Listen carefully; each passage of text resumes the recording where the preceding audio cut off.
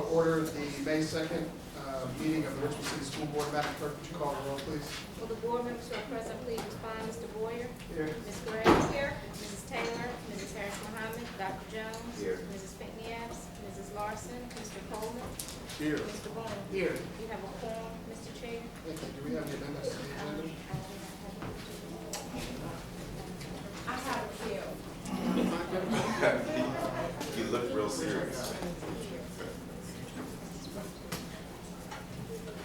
Does anyone need our interpreter? Please come forward. He's here. He's in the back room.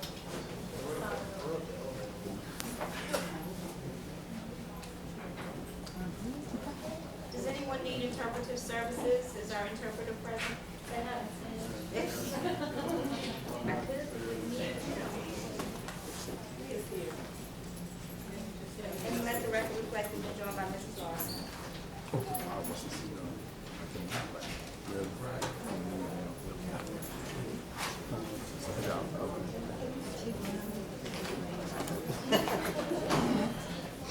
Sorry about that. They were offering nice things.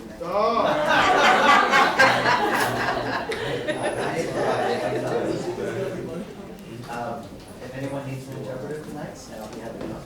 The number of guard with the matters, please get the interpreter, I'll run the numbers.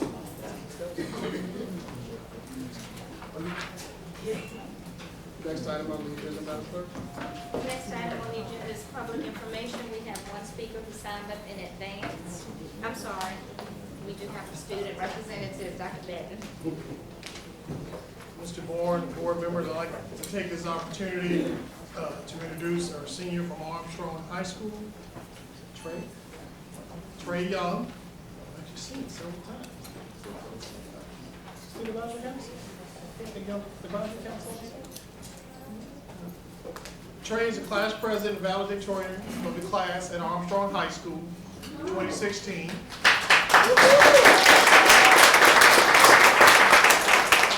On most days in the life of a senior, Trey keeps busy with the yearbook, GROTC, Armstrong Leadership Program, Young Adult Police Commissioners Program, maintaining her GPA, and a number of other organizations.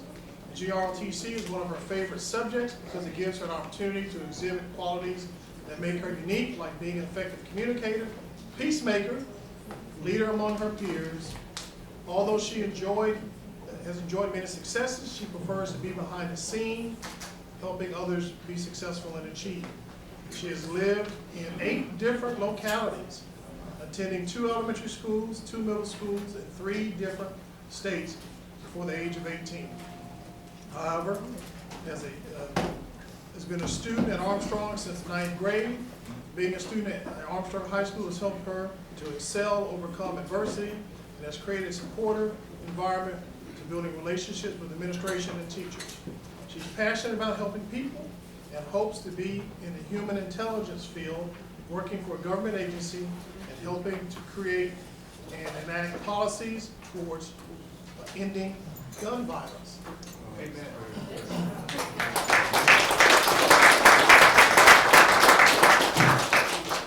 Trey, welcome to the school board meeting, and I think I see your principal or the other your family members here. If you would please stand so we can acknowledge you and all that you've done to help get her where she is. So before we go on, Trey, this is a school board meeting. We do talk a little bit about public education. We started several meetings ago, I think it was 2 student representatives ago, assigning homework. So in the meeting, or as you've thought about your school experience at Armstrong and RPS, next time when you come back, if you could think about a policy proposal or some sort of change you'd like us to consider and or adopt, and when you come back next time, we can talk about it and we'll take steps to make the change happen. Okay? Next item, Madam Clerk. The next item is public information, and you do have one speaker who signed up in advance. What is your pleasure, Mr. Chair? We'll have the speaker who signed up be called. Mariah White.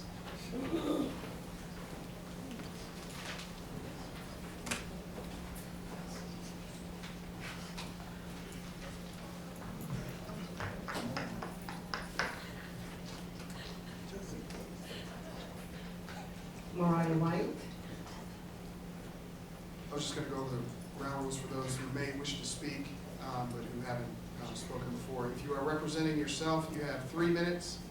If you're representing an organization, you have 5. No political advertising, no vulgar or profane language, no business ventures, and no applause. Thank you. And I will be representing our organization. My name is Mariah White, and I will be representing MOAA, M-O-A-A, Military Officer Association of America. This is a veteran association, for those who do not know. It's dedicated to those who hold or ever held a warrant or commission uniform service. I am a member for the last 20 years.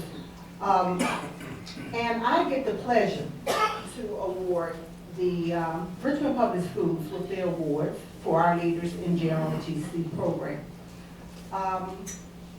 JROTC program should be established under the Cadet Command Regulation CCR 145-2. And this does not only come for Franklin Military School. It has to comply with the regulations in all the Richmond Public Schools that houses a JROTC program should go by the CCR 145-2. JROTC programs are not to be used as placeholders to contain students who you think have discipline problems.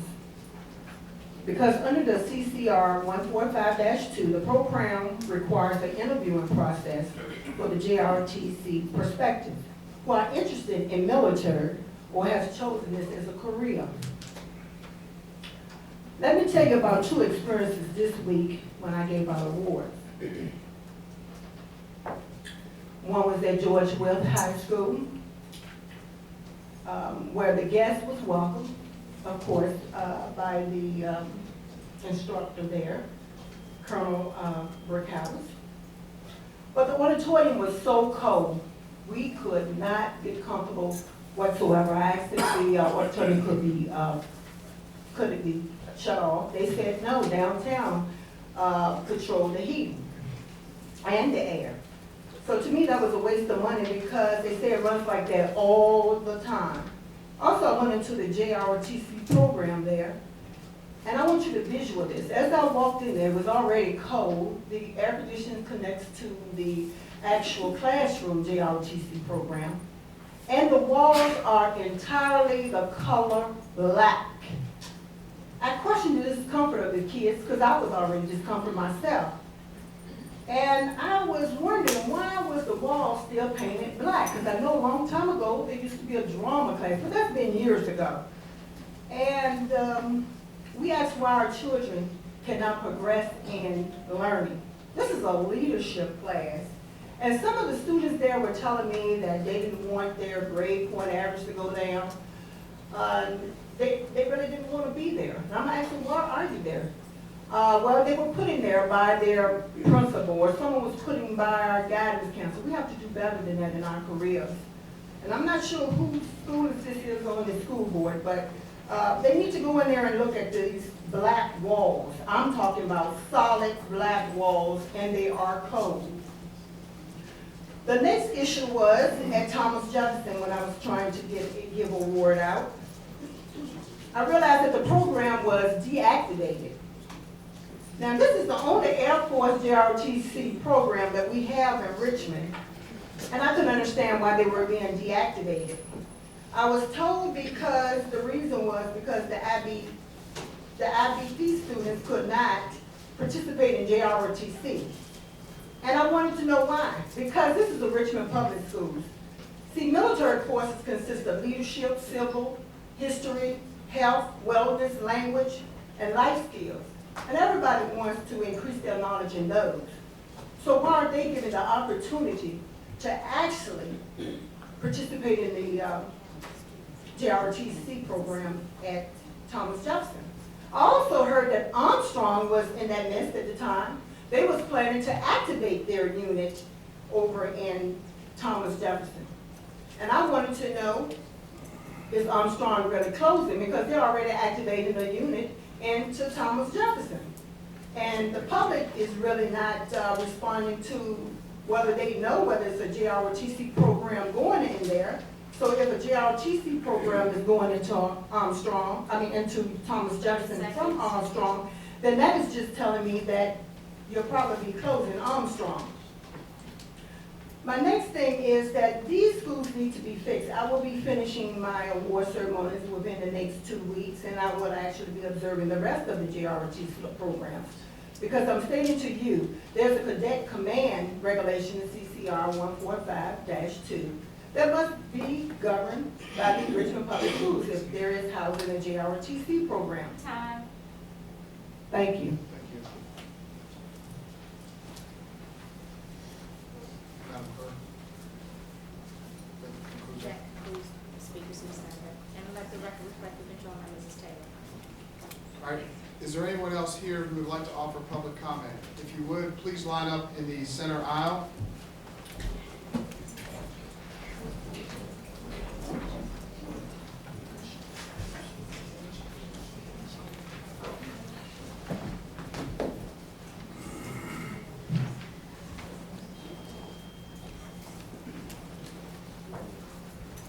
And just one more thing, make sure you sign in before you speak so we can have a record of it.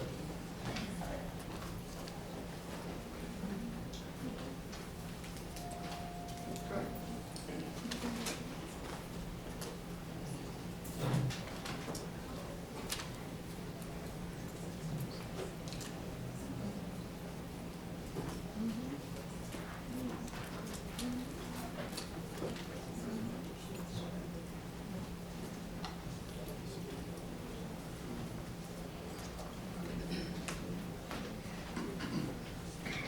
My name is David Collins. I have a daughter at Chillerata Elementary School, and she's being targeted. And I've been up here quite a few times. And this entire year, I have been working with school administrators, working with the superintendent, I'm working with the director of elementary. I met with the superintendent twice. I met with the director, executive director of elementary at least 8 times. They continue to target the child. She was on the honor roll prior to going to Chillerata Elementary School. And then the grades have dropped. Nobody seemed to care about it. Now, I'm not allowed to go in the classroom to observe, to see what is going on in the classroom, perhaps try to, work with the school. But the school refuses to work with me. They choose to defy me and criticize the child. Now, this has spilled over to my son at Martin Luther King. This child was an honor roll student all his life. He's 14 years old. He has never been in a fight. We have never had one teacher call us criticizing this child. Now they're dropping his grades, targeting him. Now I hate to bring him up because this makes him more of a target for the school. Frankly, I think this is coming from the superintendent's office, reaching out to these principals in the schools to target the child. Now, just like I said, I've been courting with him the whole year, and we're going to another year.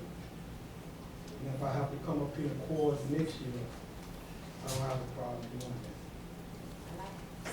Hopefully, somebody will reach out with me, because I'm not going anywhere. I'm not losing my children to anybody without making a stand. Now, this is forcing the children to not, having a concern in school.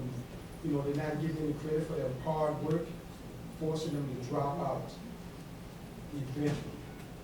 I talked to law enforcement on the street.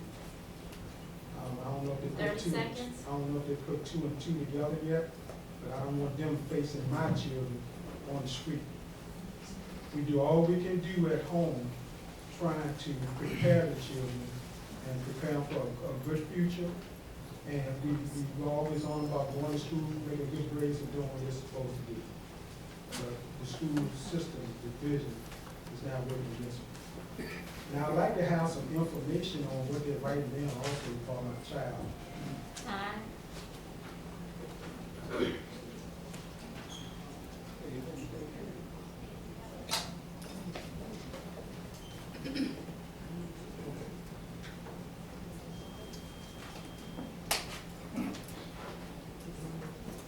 I will not need a reminder for time, please, because I interrupted when I'm speaking, so please don't.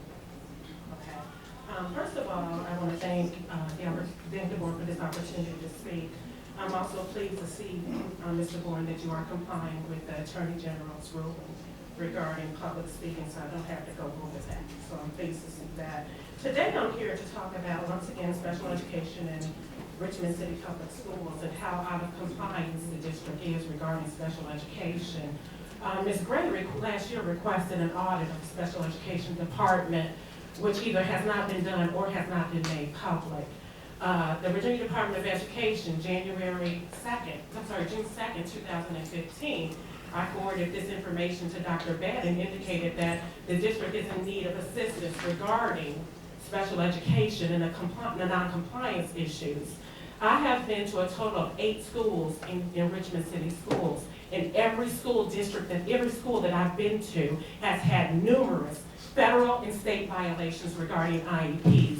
We have compliance coordinators at the school level, compliance coordinators at the district level, and once again, you have Ms. Boyd here, and no one seems to be able to get it right for our children. How hard is it? The law is the law. This is a human rights issue. I have a document right here that documents all of the violations that I look for when I go to an IEP meeting. I'm going to give you a copy of the checklist because evidently Dr. Boyd has no idea what they are.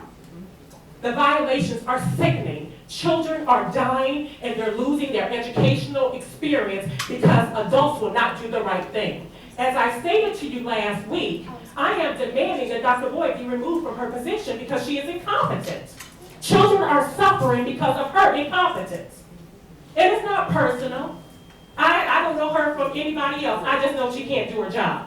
And I don't want my taxpaying dollars going toward her covering up the misuse and abuse of federal funds regarding children with disabilities. I also don't want her covering up any type of abuse and neglect of children with disabilities. I don't want her to be able to intimidate parents who stand up for their rights. This will not go on. It's a new day in Richmond City.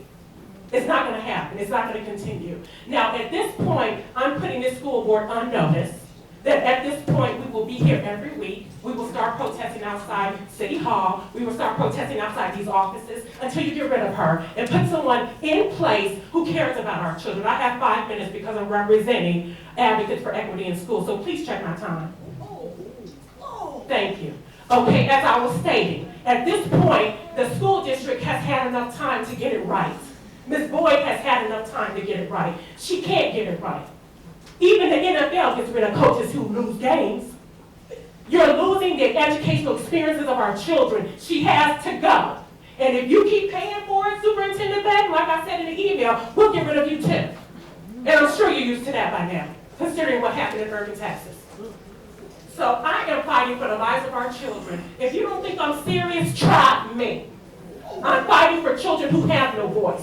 I'm fighting for children who you guys put in a closet. I'm fighting for children who just want a chance to be educated, just like your daughter, Dr. Beck. Just like your child, Mr. Bourne. I'm waiting for that. And you know what? If we could just get people like Dr. Jones to get as indignant about how inappropriate our children are being educated, if you got as indignant about how people criticize your father as you do about the dire situations with our children, we'd be going somewhere. Care about them as much as you care about your daddy. They're your kids too. I rest my case, and I will be back.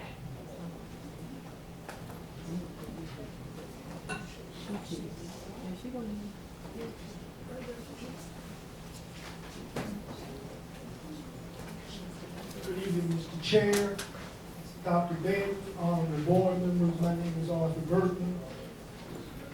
I'm here to speak about a mandate for change. As you know, in 2012, at least 7 of you were put on this board as a result of our desire to have a different kind of a school system that educated all children regardless of race, class, or socioeconomic background. Most of you I supported. Many of you I sat with months and years prior to your election as we talked about building a new school system. All of you were elected with only 3 things in your charge. One was to get rid of the old management. 2 was to bring a new superintendent that could build a new school system. And 3 was to forward us a vision for public education. Now, you've done 2 of the 3, but the third thing, a vision for public education that educates all students regardless to social economic background or race, is incomplete. And quite frankly, Dr. Ben's academic improvement plan and the facility maintenance plan do not satisfy those requirements. Everyone that I've spoken to refers to Dr. Benton's academic improvement plan as a document of educational pedagogy. Now, I don't even know what that is. And the facilities maintenance plan simply speaks to what is wrong, and it gives a number, but it seems to be at this point so politically driven that I don't even think we can reliably look at it as a document that we can have much faith in. And the 2 documents cannot stand alone, separate and apart. They must be combined together to give the communities a view of what the direction that we're going. And we just simply haven't done that yet. Now, folks want to blame the mayor, people want to blame the council, and I hold you guys responsible. What I see out here in the communities is political madness, and the responsibility rests right here at this board, because you guys close schools. Now, you know, we've only removed entire boards twice, 2002, 2012, that's why you guys are here. We want a vision for public education. We want something that we can take to our communities to show a way forward. We are still holding you responsible. Love y'all. Peace out.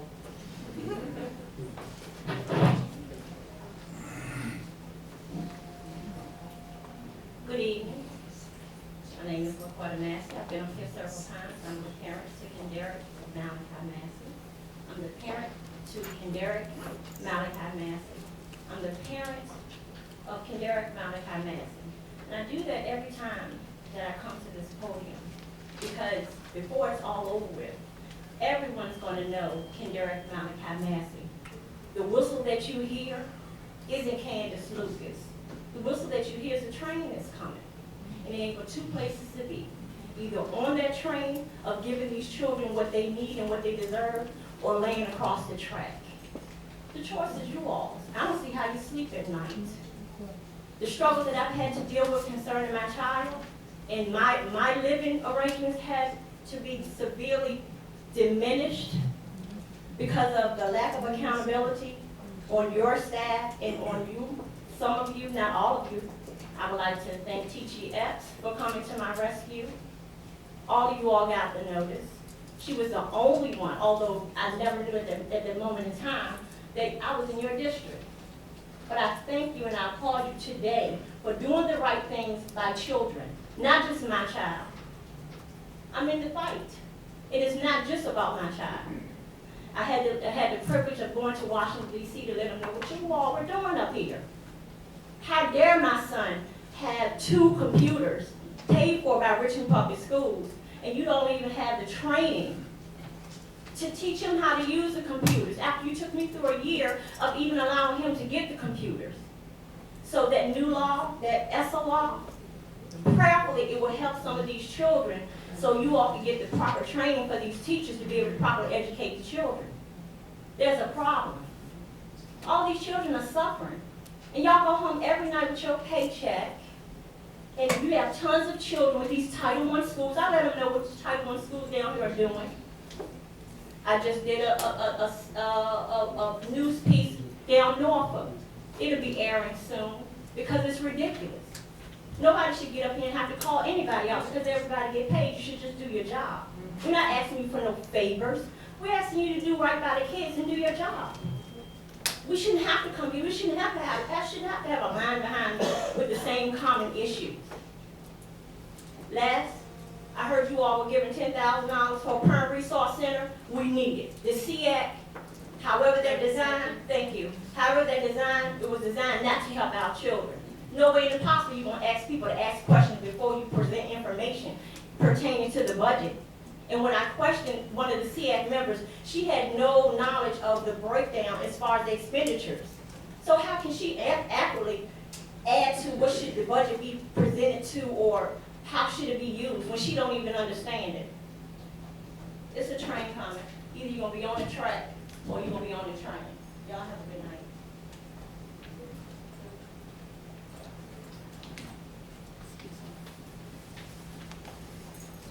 Good evening, everyone. My name is Garrett Pryor. I'm here representing Richmond Forward. Richmond Forward is a relationship-based advocacy group driven on the powers that inclusion and empowerment will lead to lasting change. 3 pillars for Richmond is that education, which we're talking about here, is our top civil rights and economic development priority. The neighborhoods are our building blocks, and that relationships are essential to lasting change. So in taking a look at that large landscape, our priority goal is to get this facilities plan adopted and funded here in the city.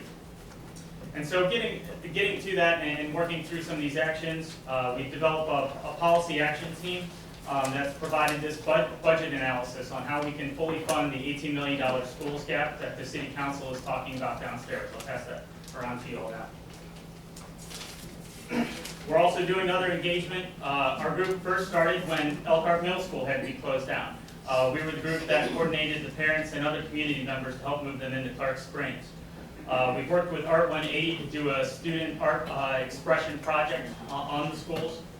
We've worked with Peter Paul Development Center and the Mike Initiative on a Parents Speak Out in the East End, and we're looking to do some more throughout the city. And like a lot of the speakers before me, some of these reoccurring issues on the academic improvement plan and how that blends in with the facilities. What community schools actually mean in Richmond and how we can get those implemented. What government reform means. You know, how is our mayor and our city council and our school board working together? The schools, many times, as we've seen, just for an example, don't have the power to plan and construct schools. So you have schools that are constructed and handed to the school system, and there's problems in that delivery. And finally, the all-important election coming up this fall. We're putting together teams to look into each one of these issues, hopefully moderate discussions. I have few talents. I can bring coffee and send emails, so hopefully if we find a place, people will show up. And the final question I'm going to leave us tonight is for our entire community. Are we better than racist? If we look back at our school's history, Zachary Reed wrote the article today that talked about the real issue that's underpinning the brokenness in our education system. And that's that all but 8 of our schools were built in times of specific actual segregation. We've only had 8 schools built since Henry Marsh III took over in 1978. And 4 of those schools were built under this current Jones administration. So it's good to see that progress has been made in taking a look at the really underpinning issue that we have in our school system of segregation. But the decades of disinvestment really raised the question of what are we doing, not just as the 9 people that are elected here and at City Council, but as a community to really change this movement. When there's school board infighting and people threatening each other with lawsuits, it's not the community that just hurts, but it's Harriet Bird that wins.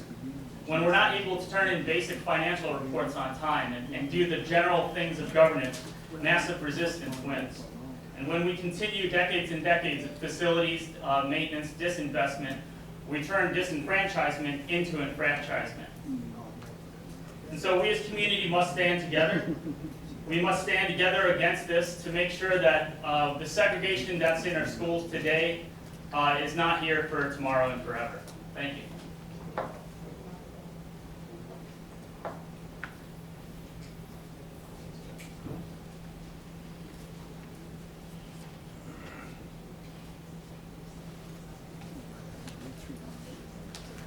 Good evening, School Board Chair Bourne, Vice Chair Coleman, Superintendent Benton, and all other school board members. My name is Charlotte Hare, and I'm President of the Richmond Education Association.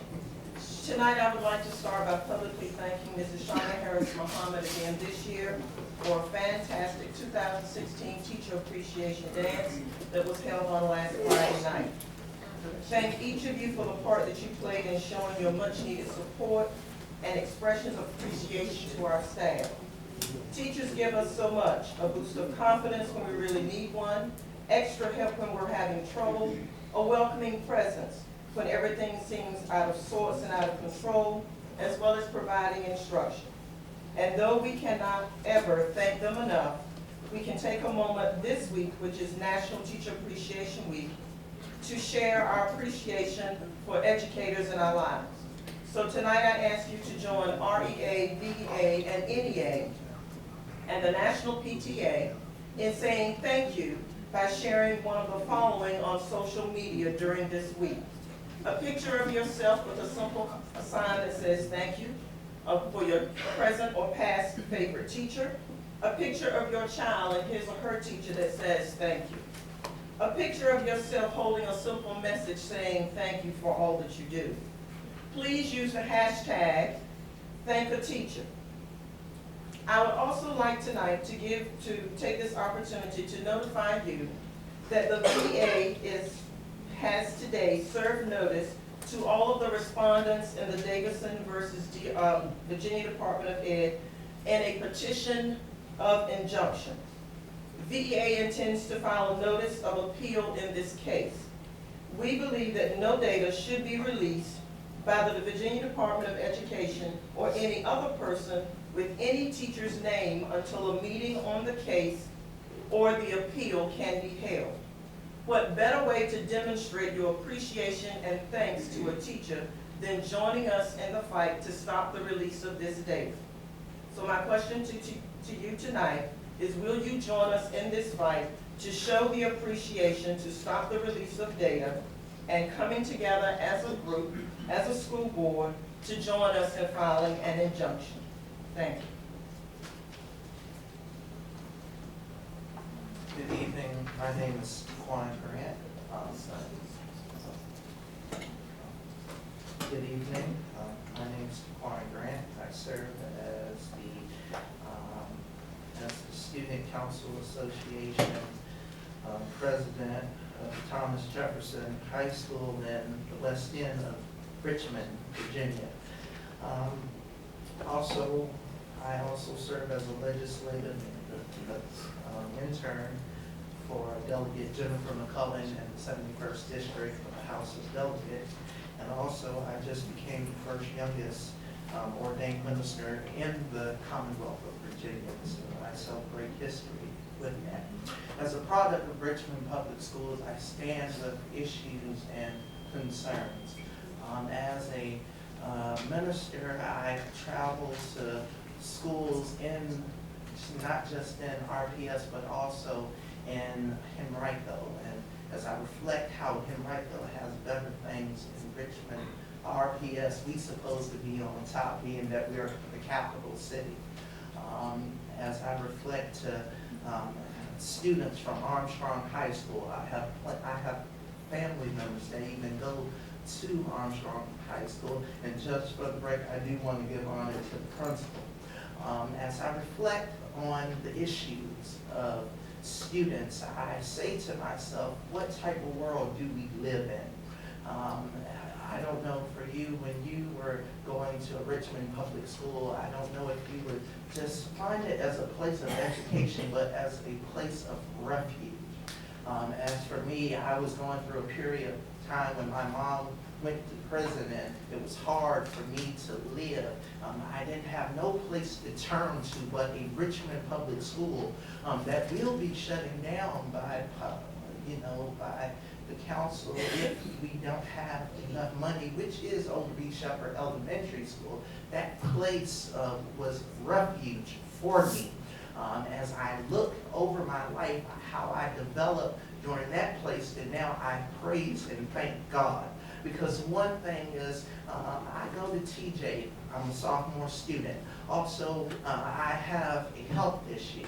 I have severe asthma and I have terrible allergies. It comes to a point when it gets hot in the summer and hot sometimes in the spring and cold, my allergies will act up because Thomas Jefferson is about 87 years old and it has mold. If you look and drive up in the 1st District, I want to give honor to my representative for that, as we look and if you pull up the TJ, you'll see black stains on the walls of the school and on the outside of the school. That is nasty. That is disgusting. As I hear the people of Armstrong High School complain, they talk about violence in the schools. They talk about how in the world they don't feel safe in the schools. How in the world, I also came to a city council meeting last week and they said that they give RPS $9 million from each department every year and they don't know what y'all do with it. That is a concern to me. As a student of RPS, I should not feel this way. I should not waste my time missing a Bible study to come to RPS to tell y'all about conditions that y'all should already know of. I should not have the time to come down here to mainly present myself and to introduce myself not just only as a student, but as a citizen going to these schools and mainly experiencing my health going to failing because of the conditions of this school. One time I had to be sent home because the reaction of mold got in my system of breathing. And I could have almost died. I went to the hospital and when I came there, mainly by the grace of God, I did not die because the scent of the mold got to my lungs and it really messed my breathing system up. So RPS, I encourage you to do one thing. Keep giving effective representation to the students of RPS because it is hard out here for not just you, but for also RPS students. In my 30 seconds, some of y'all wonder why students fail in schools and why their SOL scores look terrible. Maybe if we'll stop closing down schools, maybe if we'll stop doing the things that we do, maybe we can lift up and raise up our SOL scores. Because sometimes, you know, we don't, being that we close these schools, we don't get the great tutoring and funding. Thank you. God bless. Thank you. Next item on the agenda, Madam Clerk. Next item is item 3, academic improvement items, receive legislative update.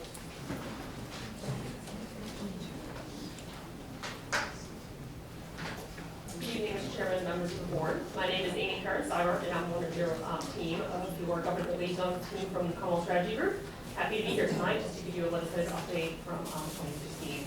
First, I want to say on behalf of our team, we really appreciate the opportunity to represent Richmond Public Schools at the General Assembly. We feel like overall this is a good year. 2% teacher raises in the budget, which is great, as well as full funding for SOQs. So overall, I think the state did a good job with education in Virginia. I want to say one of the things that we're also really working on doing is building relationships with Richmond Public Schools, with the other school liaisons and other school districts, as well as the School Board Association and the Department of Education, Board of Education. So we really look forward to continuing to do that over the summer and the fall to kind of make sure that Richmond Public Schools is at the table. So when issues come up, they know that you guys are there and that you care about them, and we're happy to do that. We're also in the process of meeting with everybody individually to get an idea of what you want as priorities for next year. Once we meet with school reference, we're going to meet with Superintendent Benton and talk to you as well about what the issues are that you want to speak for, so we can plan ahead. We started this year with you guys in the middle of session, the beginning of session, so we want to kind of do a good job planning for next year. So I think you all have a 2016 session report in your packet as well as a bill list. I'll kind of touch some of the highlights for you, then I'm happy to answer questions, but I also know that you all have a long agenda, so I don't want to take up a lot of time. Some things that did happen or didn't happen this year was there's a lot of bills dealing with charter schools, even in some constitutional amendments. Those either did not have the General Assembly or were vetoed by the governor, so there will be no changes in the charter schools to what we have now. There were some reforms that were made, but overall, generally, the process will remain the same as it is today. There's also a virtual school issue that was a little bit contentious this year, and ended up getting vetoed by the governor. It was included in the budget, and then was also taken out of the budget when the governor vetoed it. Two issues that we cared about here, specifically at Richmond Public Schools, was a bill by Delegate Bagby and one by Senator McEachin that dealt with students and expulsion. Unfortunately, both those bills didn't pass this year.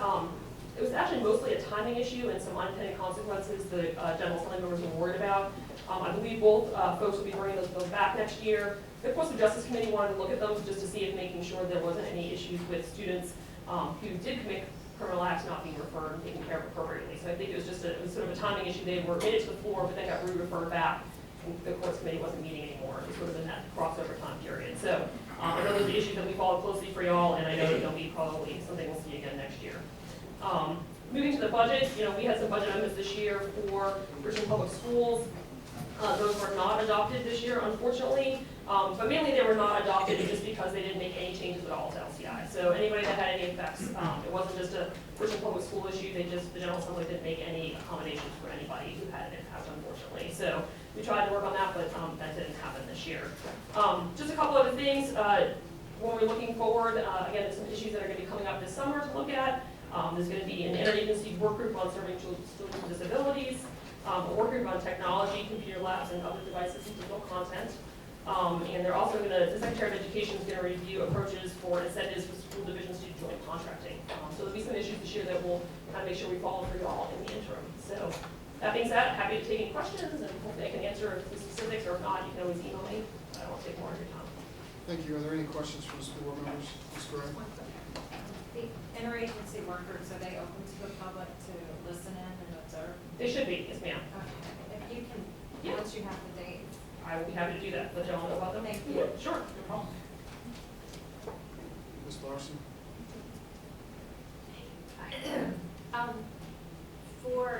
I understand they didn't make any changes to the LCI, but do you think if we put some focused energy into it over the summer, that even if it's not the LCI, maybe we can make inroads a different way in terms of the Crescent, what was that called? The Crescent Initiative.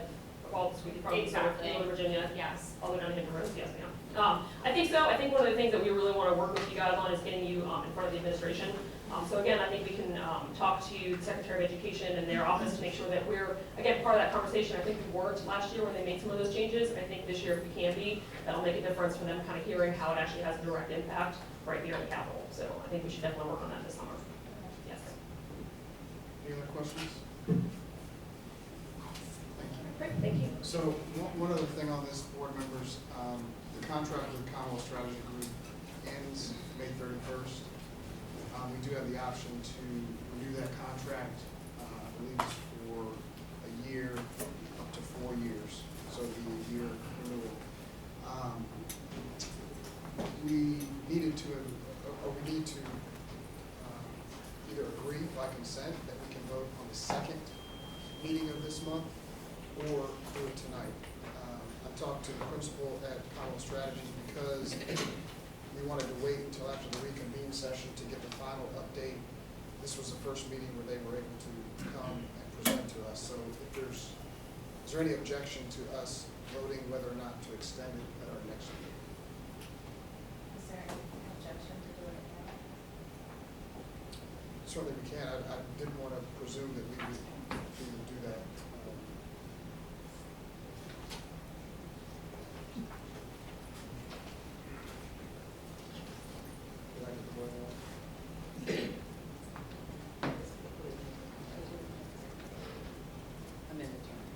If we voted in 2 weeks? Okay, so we need to amend the contract to extend it another year, or either, at some point we'll have to decide that. It can be tonight, it can be the next one. So, Sebs? Next is fine. I'm fine with now. I mean, I don't know what's going to change.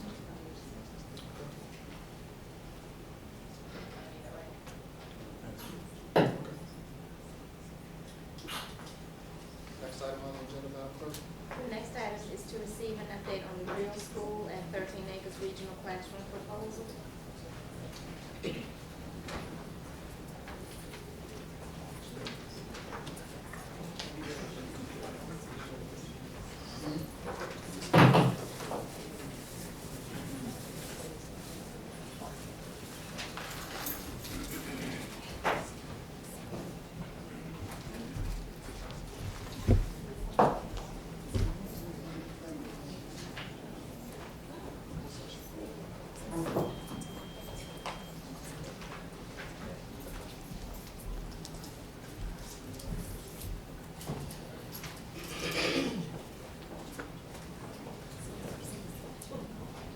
Good evening. Today I'm going to share with you briefly a proposal for how we would potentially implement our intensive emotional disability program. As you know, presently we have two center-based programs, one for students at the elementary level. That program is named 13 Acres and it is housed at Carver Elementary School. And we also have a middle school program which is called Real School, which is located inside Henderson Middle School. Presently, students transition to 13 Acres or Real School respectively from their comprehensive schools via an IEP team decision.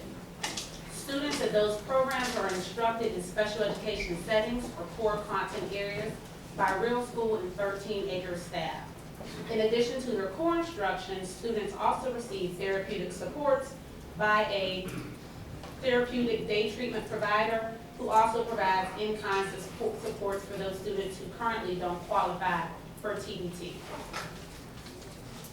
Currently, there is a behavior modification embedded into both programs. Students at both 13 Acres and Real School are able to participate in courses and classes with Carver and Henderson as appropriate. The programs for both at both locations are housed in a separate wing. At Carver is currently located on the second floor in the rear of the building, is where 13 Acres is housed. And Henderson is housed on the wing closest to John Marshall, and again, that's a separate wing as well. Students presently are transitioned back to comprehensive schools or other settings as deemed appropriate by the IEP team. Both programs are supervised and provide leadership by a separate principal who supervises Real School, 13 Acres, and Amelia Street. And they also receive leadership by administrative deans in each of the three respective programs. The screen on this presently up here shows you a summary of current staff as well as enrollment. Currently there are 5 teachers, 7 instructional assistants, 3 administrative deans, and 1 clerical support staff. The enrollment, as you can notice on the screen, is relatively low on all 3 programs, hence the impetus to look at a different implementation model. Currently, there are 3 students at Real School with a max capacity of 24, 7 students at 13 Acres with a max capacity of 16. Some similarities from the proposed model to what you currently see. In the current model, we have students, again, they would transition to Real or 13 per the IEP team. They would continue to have those embedded behavior mod programs. Students will be served in either a special education setting, in a general education setting with support, or general education setting without support. You'll also see the note that most of those students will be served in a special education setting. Typically, as students transition out of the program, that's where they're moved to lesser restrictive environments, as noticed by the asterisk. And again, students will transition back to their comprehensive settings or other schools as determined by the IEP team. Some changes with the new proposed program. Students will receive therapeutic supports to address their social, emotional, and behavioral needs at minimum during a resource time, which is a separate setting, and they will receive that by an RPS mental health professional as opposed to a TBT provider. That change is recommended because the students will not be contingent upon receiving TBT, or we would be contingent upon receiving in-kind services. As we're experiencing budget deficits, that's also a potential for some providers, and they may not be able to continue to provide those in-kind supports. Again, students may receive some additional therapeutic supports push-in while they're receiving their core instruction, and that might be done via an instructional assistance. The students in the regional program will be educated in a host school, and they may receive instruction by special education teachers that are part of that host school for part of the day. So the ED-specific teacher may teach math, and the science may be taught by, again, a special education teacher at one of the host schools, and we'll look at that a little more closely on some subsequent slides. Another difference would be that the leadership for the programs or regional classrooms will be provided by the host school administrator. So currently, there's a separate principal that oversees all of those programs, but under this model, the school where the classroom is housed, that principal would provide leadership and support. So here's a proposed schedule of sites. The elementary sites, we wanted to make sure that we could support students on both sides of the river. Right now, we're pulling students to the north side from the south side. So some students do have a pretty good distance to travel who are coming from the south side. So we're proposing Carver Elementary as the north side location and Miles Jones as the south side location. This wouldn't be anything new to Carver. Carver currently is a host school, but they would have one classroom as opposed to 2 classes and additional administration. For the middle school site, we're proposing Henderson Middle School for the north side location and Bouchard for the south side location. Again, this would not be new waters for Henderson as they presently host the center-based program, but it will be one classroom under the principal leadership of Henderson Middle School. And Bouchard will be the south side location. In picking our select locations, we wanted to make sure that there were feeder patterns. If a student was in the 5th grade receiving supports in this regional classroom and continued to need that support in the 6th grade, we wanted to make sure that they would have some peers that would travel with them. So we tried to attach feeder schools that would be appropriate so that they would maintain that peer group. Here's some staffing projections. 4 special education teachers, 1 per school, so Miles Jones, Carver, Henderson, and Bouchard. 4 instructional assistants would accompany each of those 4 teachers. And then we would have 2 licensed mental health professionals. 1 would be shared between the 2 south side schools, and 1 would be shared between the 2 north side schools. The classroom capacity would be 8 for each classroom, so this proposal could potentially support 16 elementary students and 16 middle school students. Here's a breakdown of the budget. In the column here, you'll notice that these are our current FTEs. So instructional assistants, we currently have 7, deans, etc. And this was outlined on the previous slide, but just we wanted to put this on one slide so you can see the comparison and the dollar value attached to it. So here's what's currently available. We're proposing this number of FTEs so you can see a change. We would decrease IAs by 3 positions. We decrease administrative deans by 2 positions. Support staff by 1 teacher position we would decrease, and we would add 2 mental health positions, adding to an overall change of a decrease in 5 positions. Likewise, because we're changing or proposing a change in the way that the program is implemented, the materials and supplies monies and other allocations that are currently assigned to those schools would change as well. So based on the current trends of spending and allocations across the 4 programs, we're proposing that $28,800 be allocated to these regional classrooms, which would overall with staffing and materials and supplies will result in a decrease of $243,000, $300,500. So we're saving approximately a little less than $250,000 if we go to that model. But whenever we're looking at something, we not only look at the monetary pieces, but we also have to look at what are the impact on other departments, other people. So the impact on other departments or schools are use of physical space. Again, as I stated earlier, sharing space would not be new for Carver and Henderson, but it would be new for Miles Jones and Bouchard. So we definitely will need to the school community to be collaborative to that end and ensure that there's adequate space. As you all know, the south side, we are very, very tight for space overall, so we're looking very closely to make sure wherever we put a program that we have room for those students to be served appropriately. Again, we want to make sure that all staff have the additional professional development. We want students to be seen as a part of that school community, so we want to make sure that all teachers at that school are abreast of behavior modification programs, best practices in supporting students with emotional disabilities. An increased need for collaboration. Again, there has to be a sense of team. It can't be the teacher on the island by themselves. The principals would have the opportunity to supervise a specialty program or to a specialty program classroom, so that will be a little bit different for some of our principals. Also, as we talked about, there would be a decreased distance for drivers because students, and a decreased distance for students' commutes because they wouldn't have to go from one side of the water to the other ideally, unless one classroom filled up and we still had a need for a child to receive those services.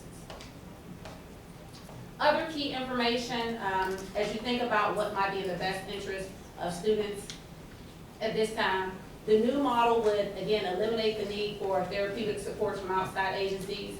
Staff and regional schools would have to be knowledgeable about behavior mod programs.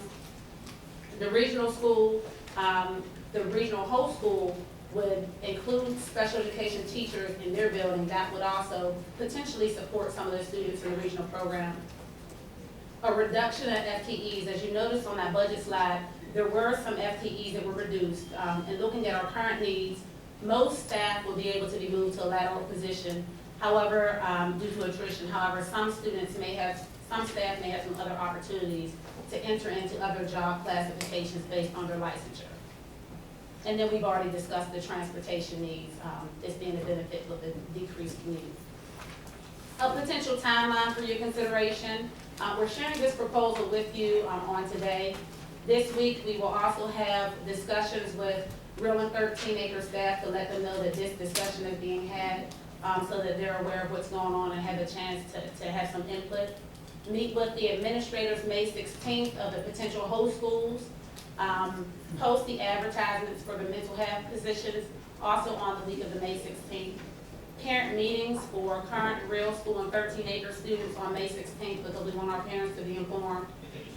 Meet with staff at the regional schools on the week of May 23rd.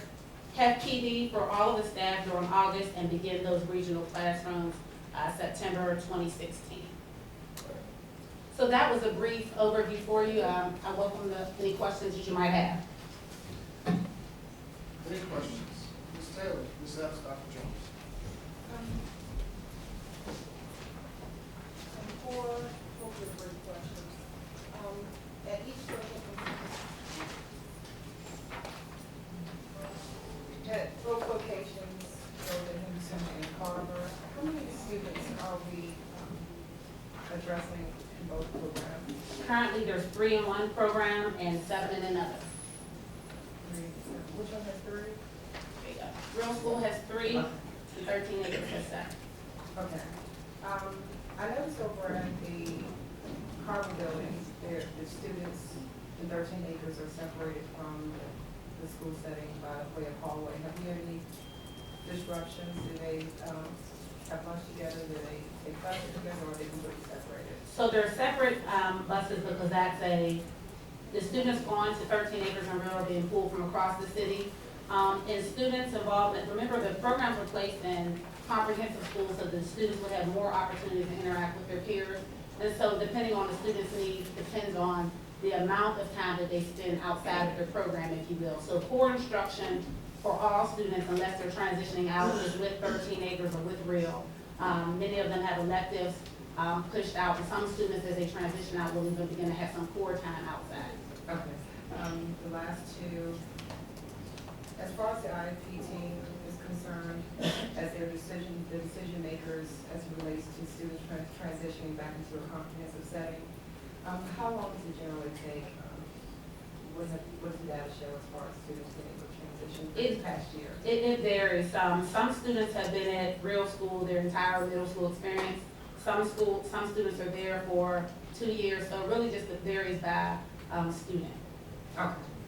If you can supply some of that data to the board, that would be much appreciated. Sure. And lastly, you said that some of the positions may be saved due to attrition. With the one position that's at risk of being lost, will that one employee be able to transition? And if so, will that bring the district any savings in actuality?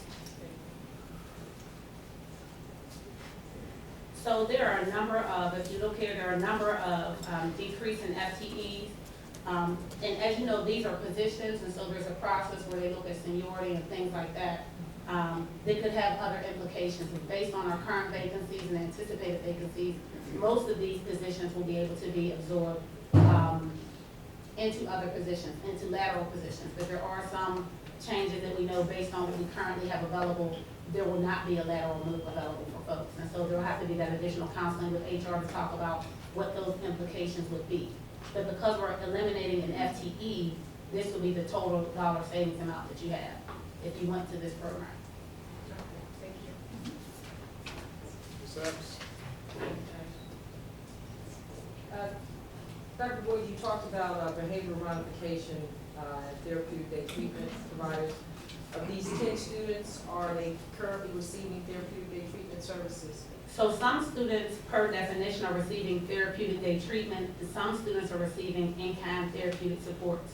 The reason I make the distinction is because some students don't qualify for TDT either because they're not med eligible by CAP or because they have some other day service that they can't have two services of the same type.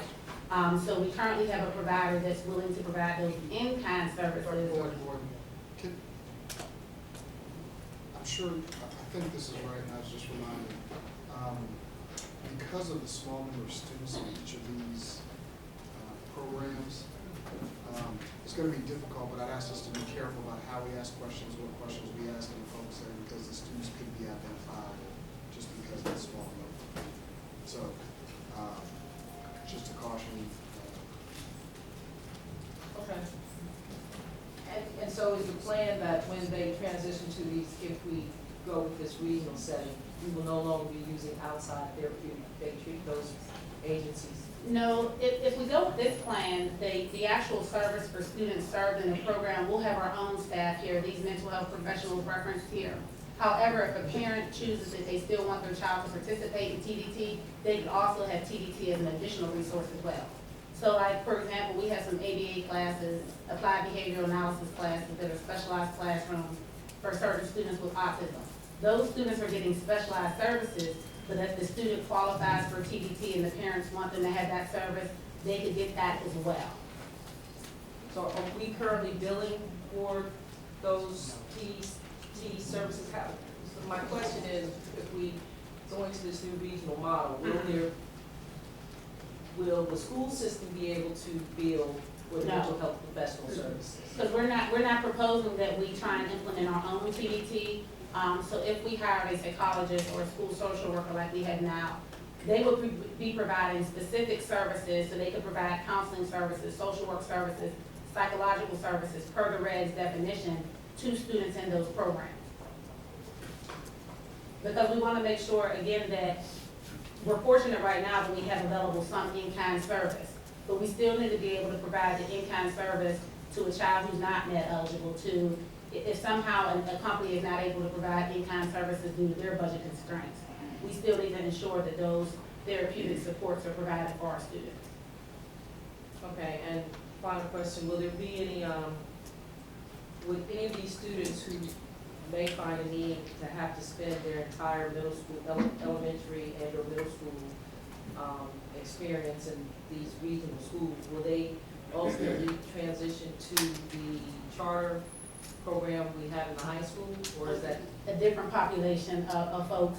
And further down the road, we do have a plan, because we also looked at it now, but we're not proposing that we add on a high school feeder, but we have drafted our articulation charts such that we can have a high school element of that for both sides as well. But given our budget constraints, we're not proposing that we try and add that on this year. okay? Dr. Jones? Thank you, Mr. Chair. Is just clarification, is this something that the board will be voting on soon? Or is this something that, this is just an FYI that we're doing this? We're bringing this forward for your feedback. As we shared on the timeline, we have some conversations scheduled with staff, but we want to get the board's feedback and support. Again, this has budgetary implications, so on that side, there may be some need with you all as you begin to talk the dollars and cents of the proposal. Dr. Jones, this was part of the budget projections and the changing model that was presented. So in essence, you trigger this as part of the budget conversations and votes. It's part of the savings reductions listed as a possible way to reduce cost and also still deliver services. Another positive that Dr. Norman mentioned is some of those teachers have met, we talked about the desire to be closer to a, instead of a standalone program, have access to interact with other children in schools. So that's a potential side that can be housed in a regular school. That's helpful. And my second question was, you know, the different principals have different skill sets, and so are we, do we feel good about it? We certainly, that the principals at these schools that we're trying to put the housing program in and taking the lead, are they equipped to be able to do that? So just as we did with our ABA classrooms, it was new, something new for some of the principals. Some have previous special ed experience, some don't to this degree, but there would definitely need to be the additional professional development, and that's why we highlighted that additional PD in August, but also really working closely with them. This isn't something that you just give to somebody, drop it and go. So there would definitely be a very, very close partnership between these 4 regional classrooms and staff from exceptional ed to make sure that the principals and the rest of the staff are skilled and tooled, and they feel like they can be supportive of the program. Because we don't want it to be, you know, room 205 is different from the rest of the school. Thanks. Greg? Just 2 brief questions. One, when you say professional, mental health professionals, are we talking clinical social workers or psychologists? Looking for social workers, psychologists preferably, or social workers. Okay, and will there ever be a point during the day with the elimination of those instructional aides that there aren't more than 2 adults in that room at a time? There could be, certainly, because an IA may be pushing into a class that the student is now going into an English class, maybe pushing in, or maybe doing some data collection to see how a new behavior mod program is going on. So that could be the case. And you don't foresee that as happening? I don't think so. I think that, because from time to time that happens now, just depending on what the needs are. But again, working collaboratively, if there are certain needs of certain students, and we know that there may be some elopement issues, for example, you want to make sure that you have 2 people or a safety plan, so we plan accordingly. But also having those mental health professionals certainly give us some additional added support, because they're RPS staff who can add direct support on, as opposed to an external provider who may be limited in their capacity of what supports and interventions they can provide. And my only concern is that they're going to be between 2 schools. Yeah. So if something, an incident is happening in a classroom at one school and they're across town, then it'd be problematic. And we can look at, there is some, if there's some, because I do hear your concern, if you look here, we've decreased, we're proposing 4, we're talking about eliminating 3.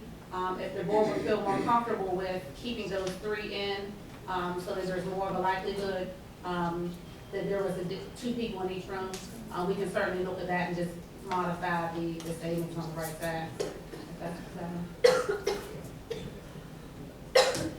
Mr. Cole?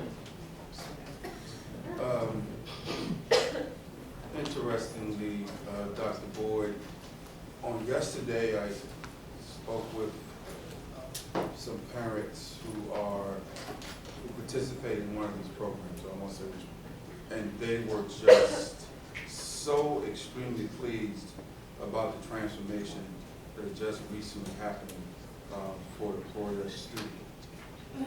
And, so I'm just saying that as we go into this, it's going to be critical, you know, that we can speak to our parents in such a way that they can be confident that this change is not going to be disrupting to a certain point.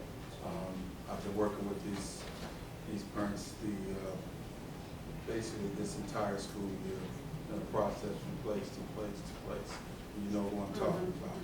And so, you know, I think it's going to be a big deal that however this happens, we really, you know, take the parents and the students into strong consideration. And one of the things that we did highlight here in the full transparency that will be a change is the piece that right now, real in 13 acres, students will enroll there. By and large, they just interface for the most part with those staff at their school, at their respective programs. If we went to this model, they will be interfacing with other staff, so that would be the biggest thing that is different. So it's just making sure we have the right folks with the right skill set to do it, but that definitely will be the biggest change. Dr. Boyd, just one follow-up. You mentioned Miles Jones is one of the host sites, and I know we've been having discussion about maybe even using modular units at that building. Yeah, that's, the south side, we did, we turned the map upside down, left side, right side, because we're busting at the seams, as you well know, in the south side. We looked at some other schools, but some of our other schools that have more capacity in terms of space already host specialized programs like our HI program, things like that. Or if we change the elementary school to another school that we're looking at, it wouldn't feed to an aligned middle school. So we could have some additional conversations, but we did have some prolonged discussions about Southside because of the capacity with respect to our elementary ones. Absolutely. So that's why we put that little note on the bottom that the school site is subject to change. Specifically, Miles Jones was the area of concern with capacity. Further questions? Ms. Larson? I guess more of a comment. I appreciate you bringing this forward. I reached out to the administration a couple weeks ago, asking some questions about the enrollment and the budget. And this is a population of special needs, and we need to make sure we're doing our best. And so at that time, we kind of talked through some of that. Are we offering it to enough children? Are we doing what's best? Are we spending the dollars in the best places? I definitely like the idea of the students being in a more of a comprehensive setting, but I do think that if we could get something in place before they head in there, so that both populations are ready for it and it's a welcoming and maybe even some sort of program that gets the students to interact with each other in a positive way. Absolutely, and I remember when I first came to Richmond, that was done with Henderson, when Henderson Grill went into Henderson, under Dr. Ward's leadership, a very, very nice transition, and likewise with Carver and 13. Thank you. Thank you, Dr. Moore. Thank you. Next item. The next item is 3.03, receive an update on the K-12 virtual academy.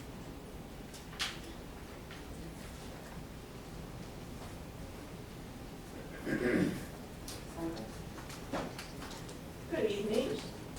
For the record, I'm Andrea Kane, Associate Superintendent for Academic Services. And I have with me a team of folks. We're going to share some information with you this evening. It's probably new information for some of you and an update for others. But we'd like to share some information on Virginia Virtual Academy and an opportunity that it presents for Richmond Public Schools. First, I will introduce my team. I have with me to my left Joseph Chisholm, who is the Vice President of School Development for K-12 Virtual Schools, Virginia Virtual Schools. And of course, we know Dave Myers, who is our Assistant Superintendent for Financial Services. So we'd like to just share some information with you today. There is an impact statement that is attached to board docs this afternoon, and it's going to share with you basically the goals and why we're looking at this. What I'm going to do is introduce it. I'm going to have Mr. Chisholm to give some information, some general information to you so you understand what this virtual academy is. And then we're going to have Mr. Myers to share some information on the financial impact. So just so that you know, the Virginia Virtual Academy is an online learning academy. It's being considered for Richmond Public Schools beginning in the fall of 2016. The virtual learning program would offer open enrollment for virtual education for students across the state of Virginia in grades K through 8. Currently, there are about 600 students across the state participating in the Virginia Virtual Academy via King and Queen County and Patrick school districts. So with that, I am going to have Mr. Chisholm to just give some general information about the academy, and then I'm going to come back and share with you its impact in terms of the academic improvement plan, and then Mr. Myers will talk about the financial piece. Good evening. I'm Joe Chisholm. I'm with K-12. K-12 is a Virginia-based company, and we are the largest provider of full-time online K-12 student services in the country. We specialize in programs for students. In the state here, there is a law that's been on the books for a while called the Multi-Division Provider Statute, and it allows divisions in the state to partner under a variety of formats to offer virtual learning opportunities to students. One of the unique things about that law is it allows the division to offer services both to its own students, but also on an open enrollment basis to students outside of their division.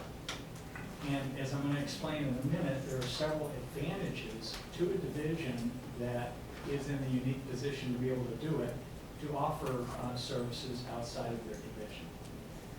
Currently, there are 2 divisions that were just outlined that are participating in this, and they're doing that. So the proposal to the division this evening is to expand this program to include RPS so that they can take advantage of the additional services and resources that can come to the division as a result of being a partner in this program.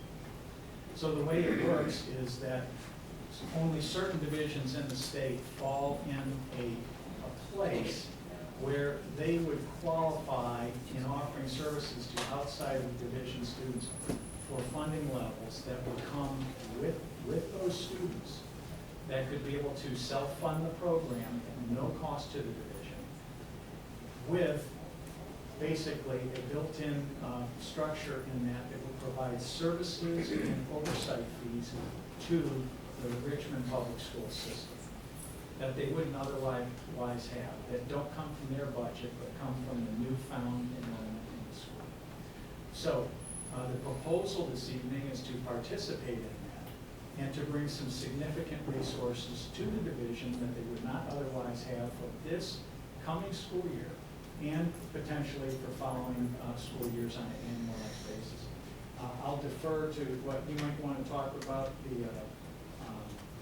the academic and the fiscal impact, but I'm available to follow up with any responses. Absolutely. So we really looked at the benefits to Richmond Public Schools.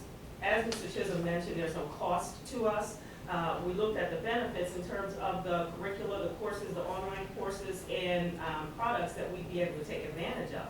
So, for example, most of the benefit that we could see immediately, we'll say in the first year or so, is for world classical languages. So we know that there are not several teachers within our public school system that go beyond Spanish and French. So we'd be able to offer at the middle school level German, Chinese, Latin, levels 1 and 2. We'd be able to offer those same languages, levels 1 through 4 with an AP Lang at the end of that, along with Japanese 1 and 2 and Chinese 1 and 2 at the high school level. So those were some courses that were in demand. As you know, last year we started a venture of online learning to provide mostly language classes for students who could not get scheduled for those language classes. We certainly do pay for that service, and we continue to partner with other, like WHRO, to do online learning and courses for our students, and we certainly have to pay for those services. And then there are several students who needed online PE and a lot of other courses that we were not able to offer, whether it's because of barriers in their schedule or because we didn't have a teacher who was certificated to provide that course for a student. So we look at it in terms of benefits for students and what they'd be able to take advantage of, because we don't offer that service at the moment. So there are lots of opportunities there. Of course, there's Khan Academy, there are AP courses, there are credit recovery courses that students can take advantage of, and that's at no additional cost to us. But what I do want to remind you is not only is it no additional cost to us, but it would actually result in a cost savings, because then we could stop paying for some of these courses that we are paying for students. So those are just some of the opportunities as far as the benefits to our students. And along with that, we'd be looking at some professional development for our teachers. So in alignment with the academic improvement plan for theme 1 and for theme 3, where we talk about learning goals and we talk about instructional tools and strategies, we'll be able to offer professional development for blended learning for our students, in addition to providing that professional development for the teachers. So there are lots and lots of opportunities for us that we see in terms of products and services that we could take advantage of. And now Mr. Myers will talk to you about some of the financial implications. Thank you, Ms. Kane. Good evening, Mr. Chairman, members of the school board, Dr. Special Good evening to our student representative. It's my great pleasure to be before you tonight. Thank you so much for the month training period that you've allowed me to be with you, and Dr. Bedden and the administration, in particular Mr. Westbay, who's actually with us tonight. He's downstairs. The City Council is continuing with the budget discussion. Specifically about K-12 virtual, what I'd like to share with you are a couple of technical details, and then talk about how the revenue stream and how the services stream accrue to the school division. Specifically tonight, this is just for the board to receive information. There's no request for approval. There's still more due diligence for us to perform. We want to talk with the two existing school divisions here in Virginia that have already started this program.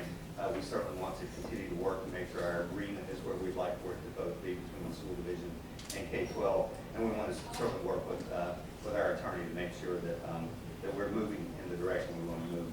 Specifically, what this partnership will allow, other than the benefits that we talked about for our students and our staff, it will allow us to significantly increase our enrollment in the Richmond schools, and that is where the additional revenue will come from. There's some technical reasons why this is attractive specifically for us. One of those reasons is because of the required local effort that we have for us to receive our state and federal funds, and the funding that we have from the city in excess of that minimum requirement. Because there's excess there and we are a large school division, this is an attractive option for both K-12 and for the schools. So specifically, what kind of numbers are we talking about? We're talking about a 5% administrative fee, which at this moment would represent somewhere in the neighborhood of $1 million, plus a 2% services fee, which would represent somewhere in the neighborhood of $200,000. What K-12 Virtual has done for us, though, as we look to begin this program, they have guaranteed us, even though we do not know exactly how many students will be interested in the very first year, they've guaranteed us in the first year $800,000 of revenue for our services to help get this off the ground. Also $200,000 of student and staff services. Also they've guaranteed in year 2 $900,000 of service revenue, and also $300,000 of services for our students. So there are a couple of additional technical items. One, do we need to go out to procurement? Are there multiple providers for this service? We do not. The Code of Virginia has adopted in their law that this particular service is exempt from procurement. Does that mean that we won't continue to do our due diligence and make sure that this is the exact right fit? If the board decides to go forward, of course not. Of course we will. We are in the, I would say, latter stages of working through the details of this agreement. I expect that we'll have this done probably by the end of the week, and certainly well in advance of the next board meeting. And we look forward to bringing this back to you if it's the will of the board and certainly superintendent to come back before you for approval. And with that, I'll step aside and we'll answer any questions. Any questions?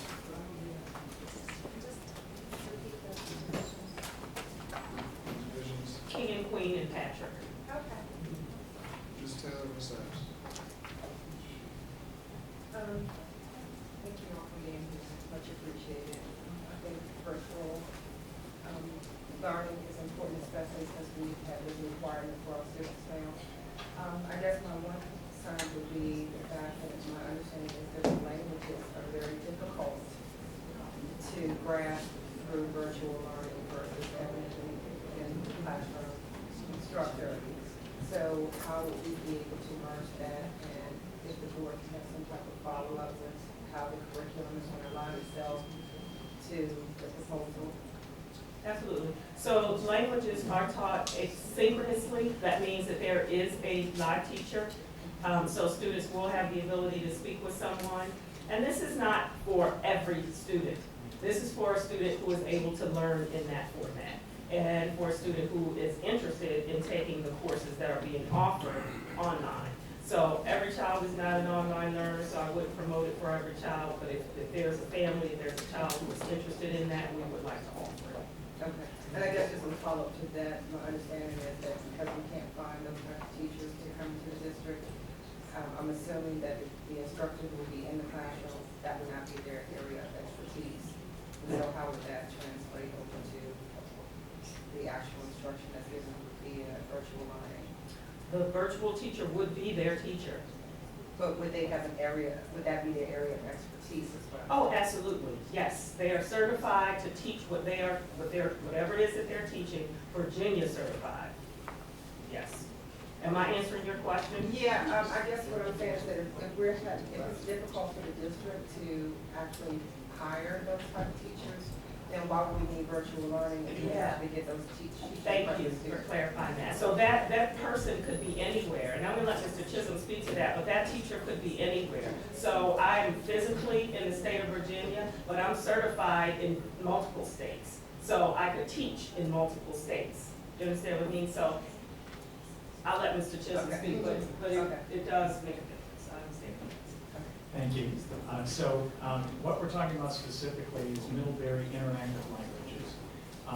Some of you may know, but Middlebury College is the premier language college in America.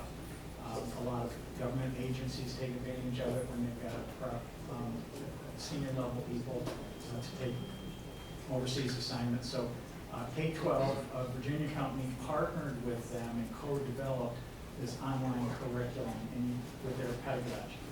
So we are very confident that it's a great program for the students, as we said, who are the right ones to take.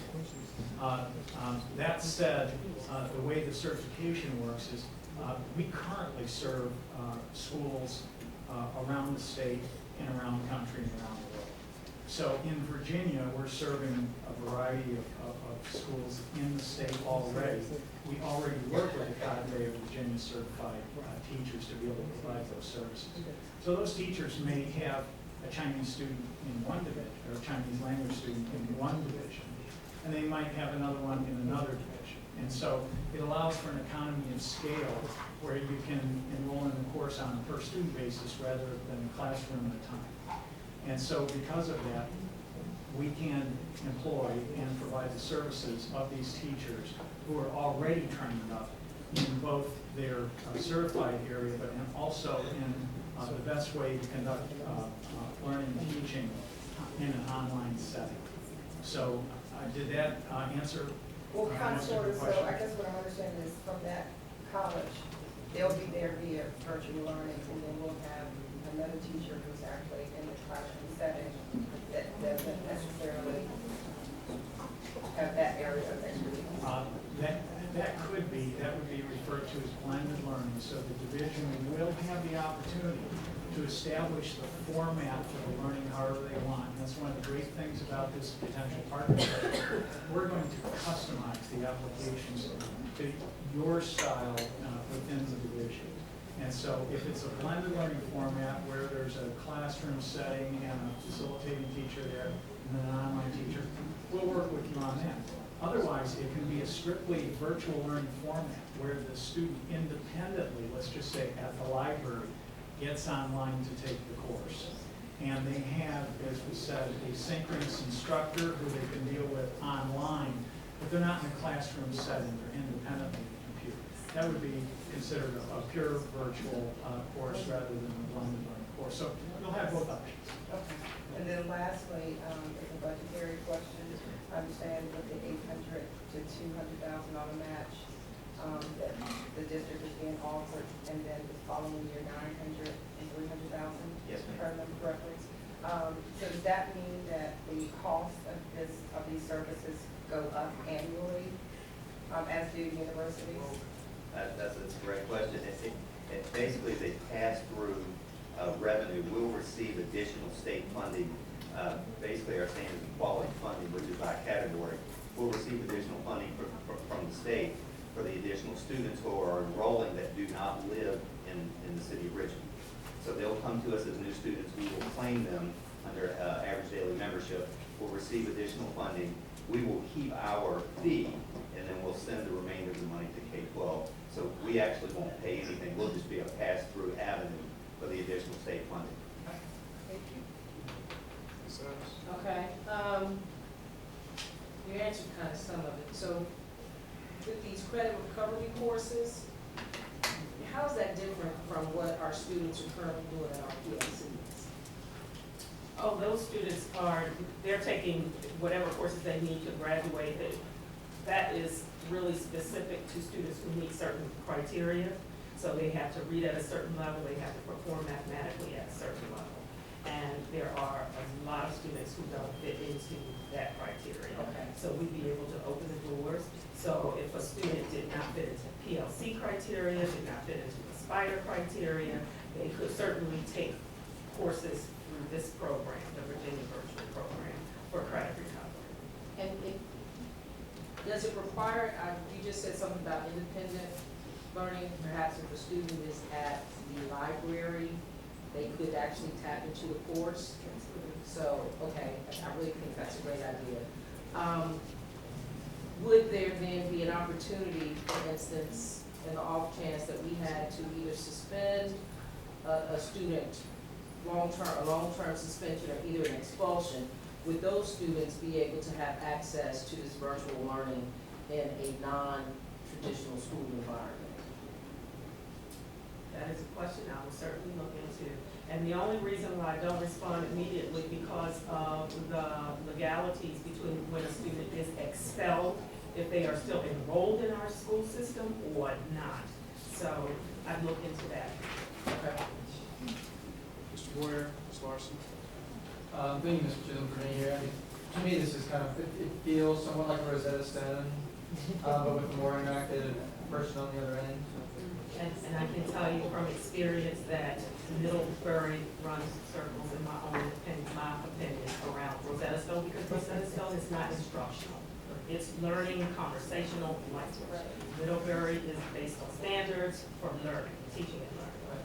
But I think this is the way of the future, and I mean, I've personally and my friends have had a lot of success with Rosetta Stone, so I feel like moving in this direction, don't ask me any questions. But I would be interested just to know, like the statistics y'all have on the success rate of the students in the other divisions. Ms. Larson. In the impact statement that we have, it says approximately 700 enrolled users. Is that based on the number of users that already exist within the Richmond city limits, or how do we intend on achieving that number? That's based on the dollar value. So when Mr. Myers talked about that 800 to 200,000, the 200,000, or in the second year, the 300,000, that helps us to determine the number of users we'd be able to use to enroll based on that number. Okay. So it's based on cost and licenses. Okay. And I apologize because I stepped out for part of the presentation, but I guess my bigger question is,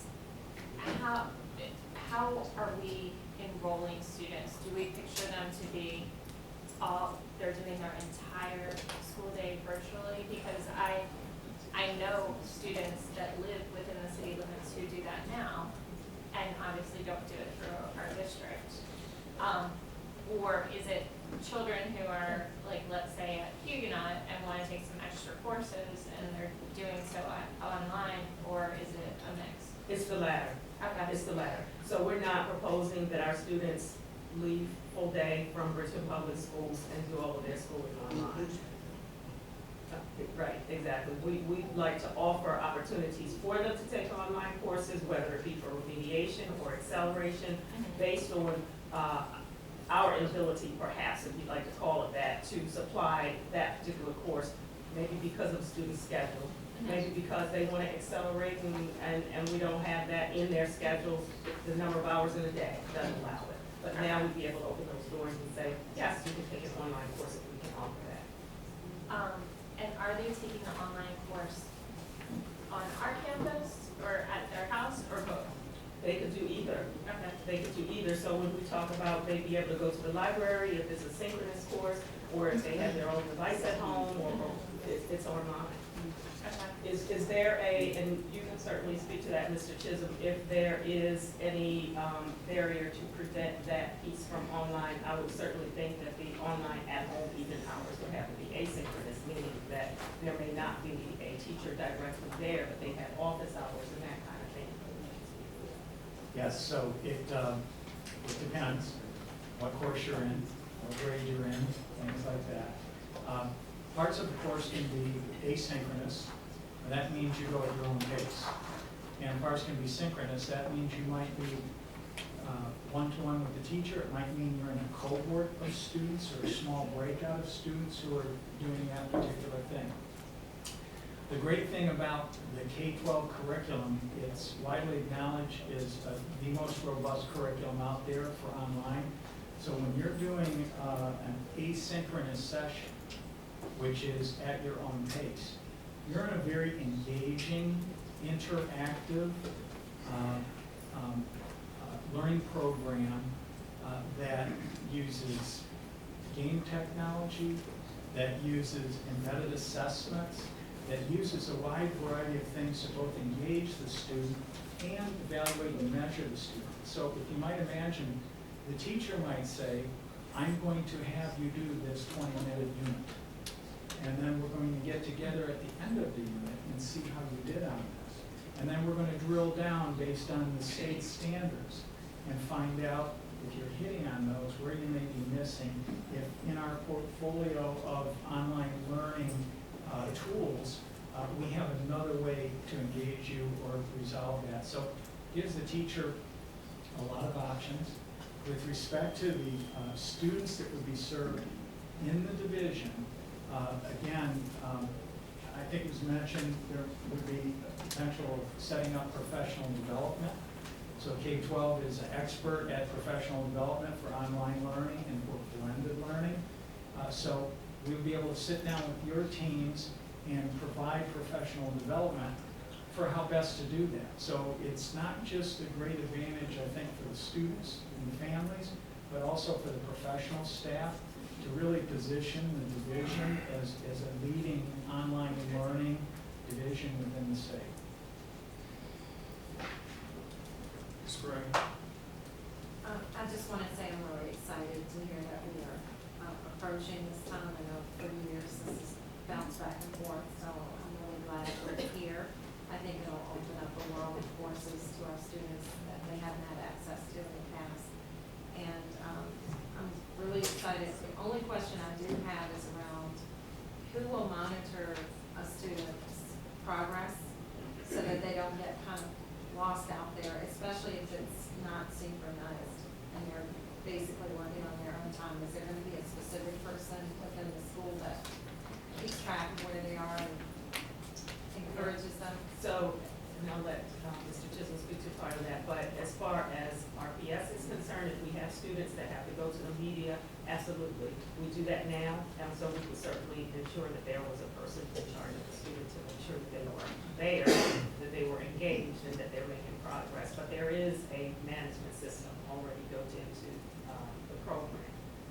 And the other piece is technology. I know that we have a huge gap in who has technology within their homes and internet access. I know we're partnering with Comcast to get inexpensive devices and service in some areas.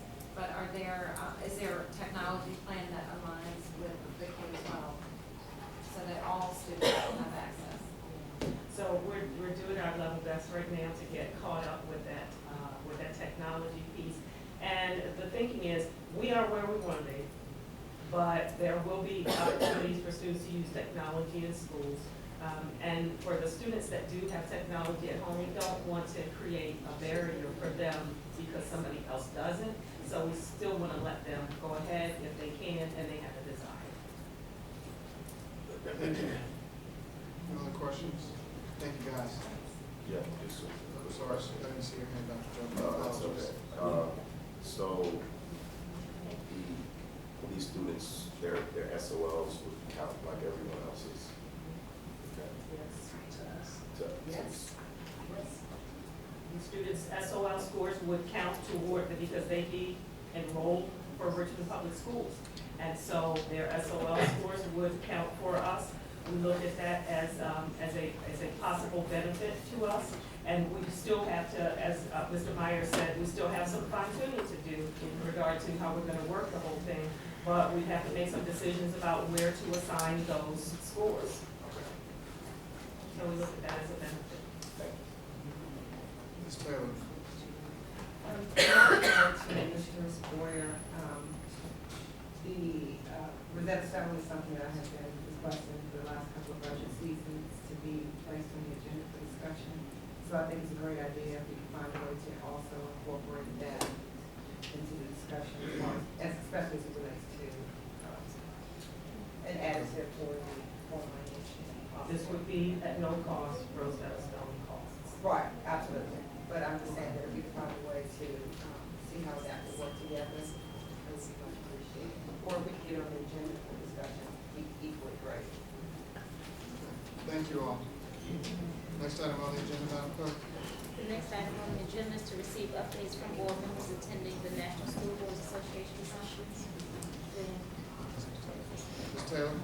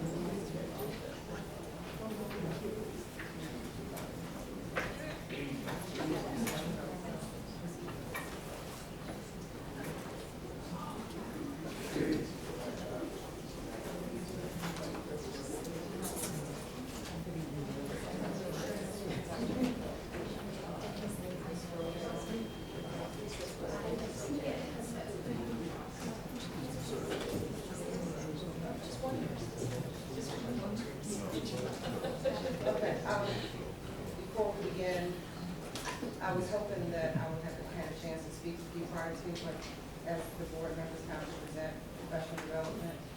This is the first. Ms. Taylor, the agenda item is for you to give a presentation on your attendance at the National School Board. Absolutely, absolutely. So, is that what this is? That is in part, that was what was offered, but this is separate. We're gonna stick to what's on the agenda, so if we can get to the NSBA piece, Okay. you and I can talk about scheduling the other piece. Exactly, but during the last meeting on the 18th, I requested that I have it the second meeting, you requested that I have it the first, and we were supposed to talk offline, that never No, happened. no. I need to remind you that when I asked you if it was okay for the first meeting, you said yes. I did If it's not not, say. I didn't you will say get in touch with me. So if you're not prepared to talk about the NSBA, we can move on to the next item on the agenda. Okay, well, is it possible then, since this is still tax dollars that are being used, that a motion be made to amend the agenda so that I can present on the FOIA that I have prepared for today? If there I are would if there are 5 members of the school board who would like to hear a presentation on FOIA. And this is really short, that's why I prefer to do Rather it. than what's on the agenda item, then I'll entertain motions and seconds and votes. Well, I'd like to make a motion to swap out the FOIA discussion for the NSBA because it's a shorter presentation one, and this came in order of sequence. This professional development came first. And so being that it happened in January and we're now in May, I would like to expedite this. Second. It's been moved and properly seconded. Is there any discussion?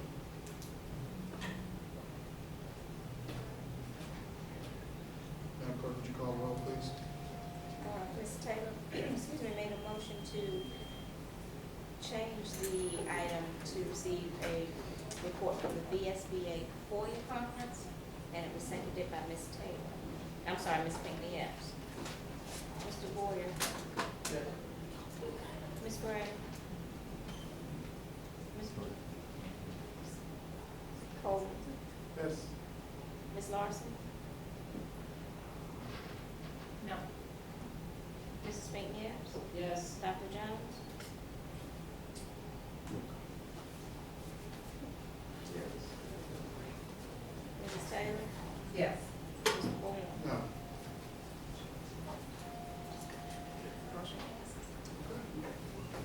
Is this the webinar that? Okay.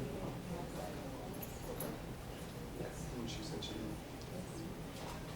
Yes, this is the webinar that I was able to gain access to. Actually, accidentally, I thought that it was a free webinar, but it ended up being at a small cost of $135. So I want to make sure that the public has full access to the information that I was able to obtain. First of all, the presentation on the Virginia Freedom of Information Act. This is specifically as it relates to the rules regarding meetings.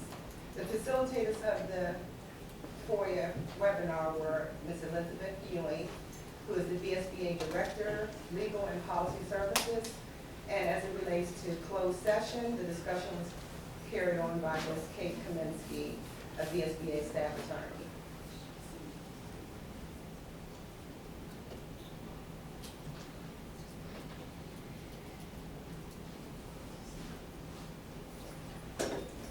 So basically, it's about the rules regarding school board meetings. General information is that all meetings that, as it relates to public bodies, which include bodies like the school board, city council, delegates, and so forth, are open meetings that are free to the public.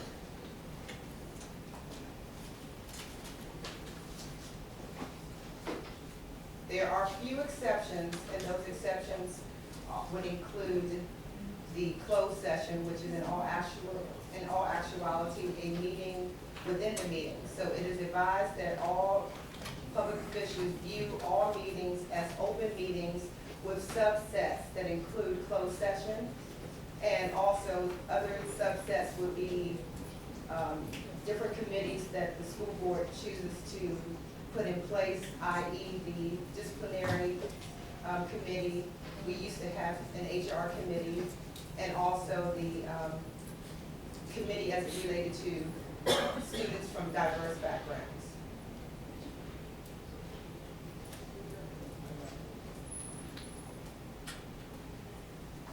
The meeting went on to focus on what an actual meeting consisted of. And as the state of Virginia has a count on the number of board members that are elected to office, generally the rule of thumb is if there are 3 board members present or a quorum, then a meeting is actually in place. Also, retreats are included in school board meetings. And basically what this means is that when there is a school board meeting, the information that is discussed at those meetings are all FOIAble through the Freedom of Information Act, which means that whatever we discuss has to be, the public has to be privy to that information.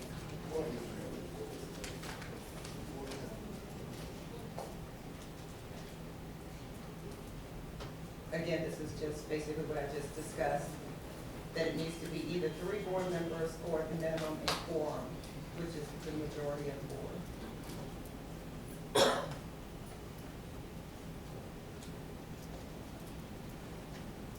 Now, there are some exceptions to what is considered a school board meeting. If there's staff that are gathering to discuss school operations, that is not a school board meeting and therefore not FOIAble through the Freedom of Information Act. Also, if the superintendent is engaged with 1 or 2 members of the school board, that is also not considered a FOIAble meeting because you have 2 members of the school board and therefore the information that's discussed can remain confidential. That's why it's always best to bring all parties involved, all school board members who need to have access to the information to the table at the same time so that everyone can have access to the information, and most importantly, so the public is not kept from the information.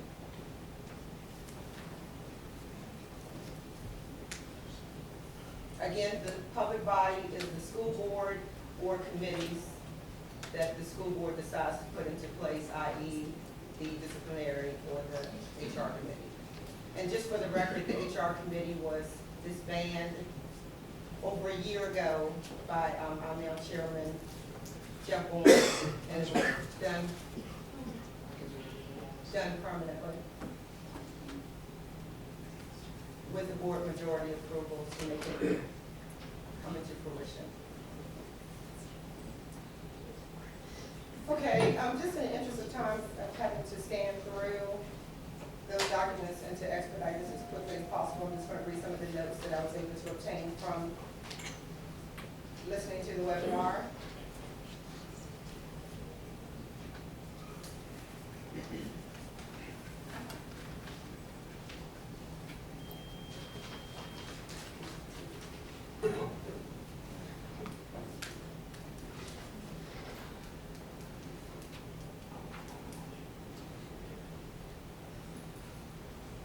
Okay, the public can gain access to all meetings, but participation is limited to the period known as public comment. And as you all know, the Attorney General just gave an opinion that says that a person can come, a member of the public can come before the board and mention names of staff and school board members without any repercussions. Also, certain individuals can request to be given notice of school board meetings, which is something that I wasn't aware of. So if you would choose to not have to look for when our board meetings are, you as an individual can actually put in a request to have all public meetings sent to you, whether it's electronically, through a phone call, and so forth, so that way you can have that one-on-one contact to find out exactly when we're having a meeting.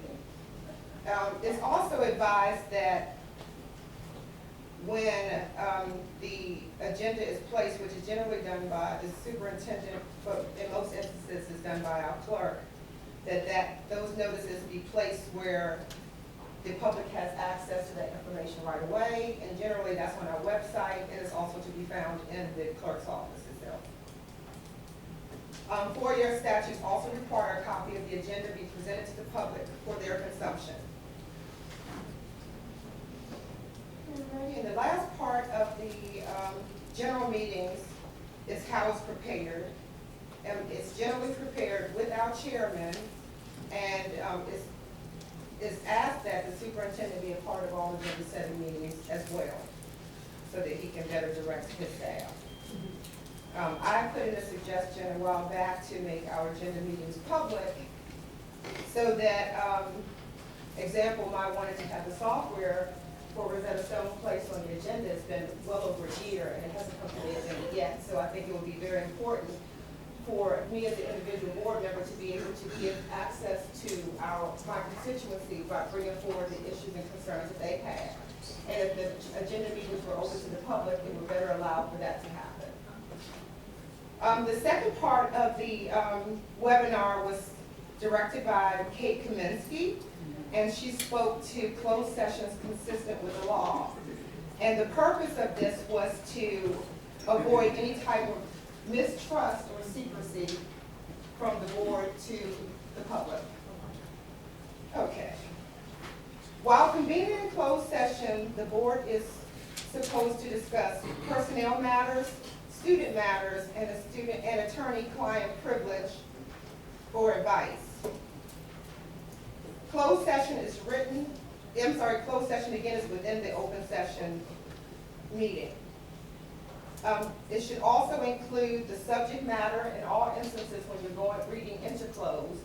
It should also include the purpose of the meeting, as well as all exemptions. All of those things must be cited prior to going into closed.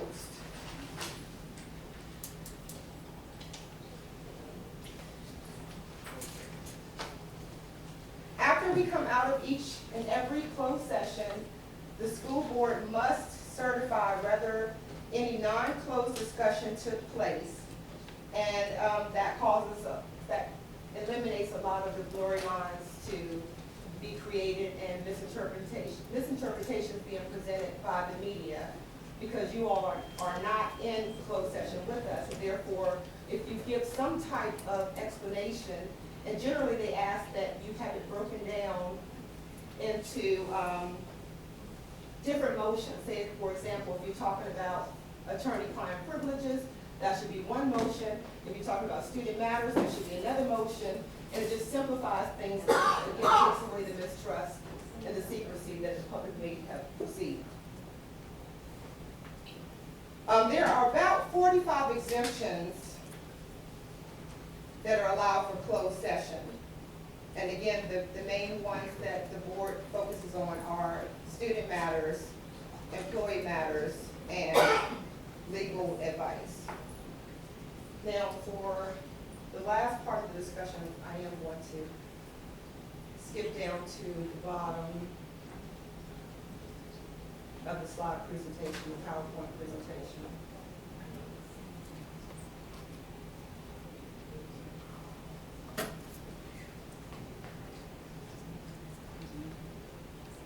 Again, here is just an example of some of the matters that are discussed. That should be identified prior to going into close, the subject, purpose, and exemption. And please be mindful that because this is a discussion that's happening during our open board meeting, you will have access to this same PowerPoint. Just put a request into our clerk's office.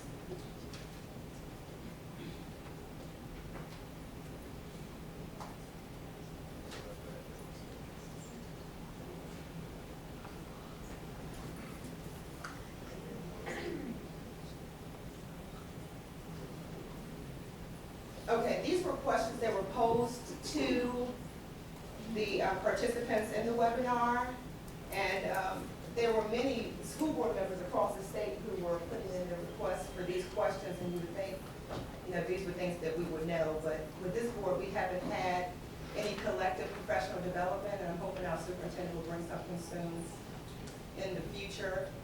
But the first thing is, in closed session, can you elect or discuss chair, vice chair? And so if I could, it's just a little bit of buzz here, if I can get a little bit of quiet. Yeah, point of order, Mr. Chair. Thank you. Thank you. A few of the things that were discussed, can you elect, discuss chair, vice chair? The answer is absolutely no.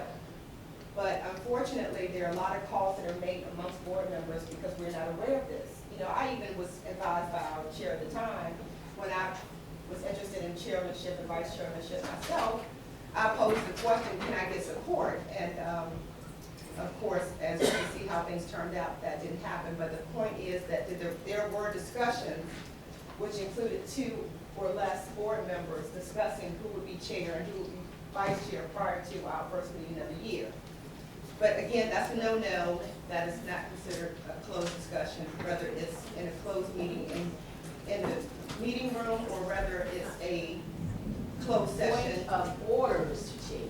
Well, It's misinformation. we will have a point of order, Ms. Epps, but I would just ask that when we give presentations, we give accurate information. Well, I have it all recorded, so if you would like to have the dialogue that took place from our state attorneys, but if I can get through it, then we have this discussion. Then if you have no way of disproving what I'm saying, then I would prefer to be able to continue. If you have it recorded, I would ask that you send both the written document and the Absolutely, recording no to our problem. firm. She can put it up on Board Absolutely, Docs. I would be You can more, access it it when would they give me no want. greater pleasure, because this is something that we've had discussions about, But the this is attorney and I. apparently a webinar that we had a whole bunch of discussion on, and Okay, if I can move on, discuss pay scales, only as it relates to an employee who we're named by name. We're not to discuss our employees, that is confidential information. Are we to discuss the performance or conduct of, or to censure one of our members? Now, that was what was most interesting to me, because there's been a lot of press about censoring different board members, limiting their pay, taking them off of committees, things of that sort. And all of that happened behind closed doors, and as a result, it ended up being in the newspapers, the reprimand that we received from our colleagues.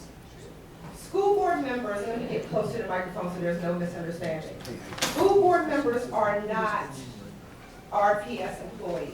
They are not RPS employees, they are elected officials, and it is absolutely, unequivocally not allowed to discipline any school board member at any time behind closed doors. That must be done in a public arena. That must be done in open session. And over again, we're either advised to have these discussions or it's actually happening.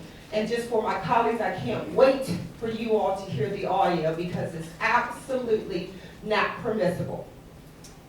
Okay. Discuss salaries of board members as far as increases, decreases, complete removal, absolutely not permissible. Okay. Anything that's discussed and closed, board members have every right, as it relates to school board members, to make it public because, again, it is public for public consumption. So, as I've said on my Facebook page, as I've said in public meetings, there's a lot of corruption that's going on behind closed doors, and it ranges from nepotism to favoritism, abusive languages, threats, decisions regarding general fund dollars. I myself have been threatened repeatedly, specifically by my colleague Ms. Kimberly Gray, cursed out, threatened to lose my home, and so much more. So I just want to say that that concludes my webinar presentation. Thank you.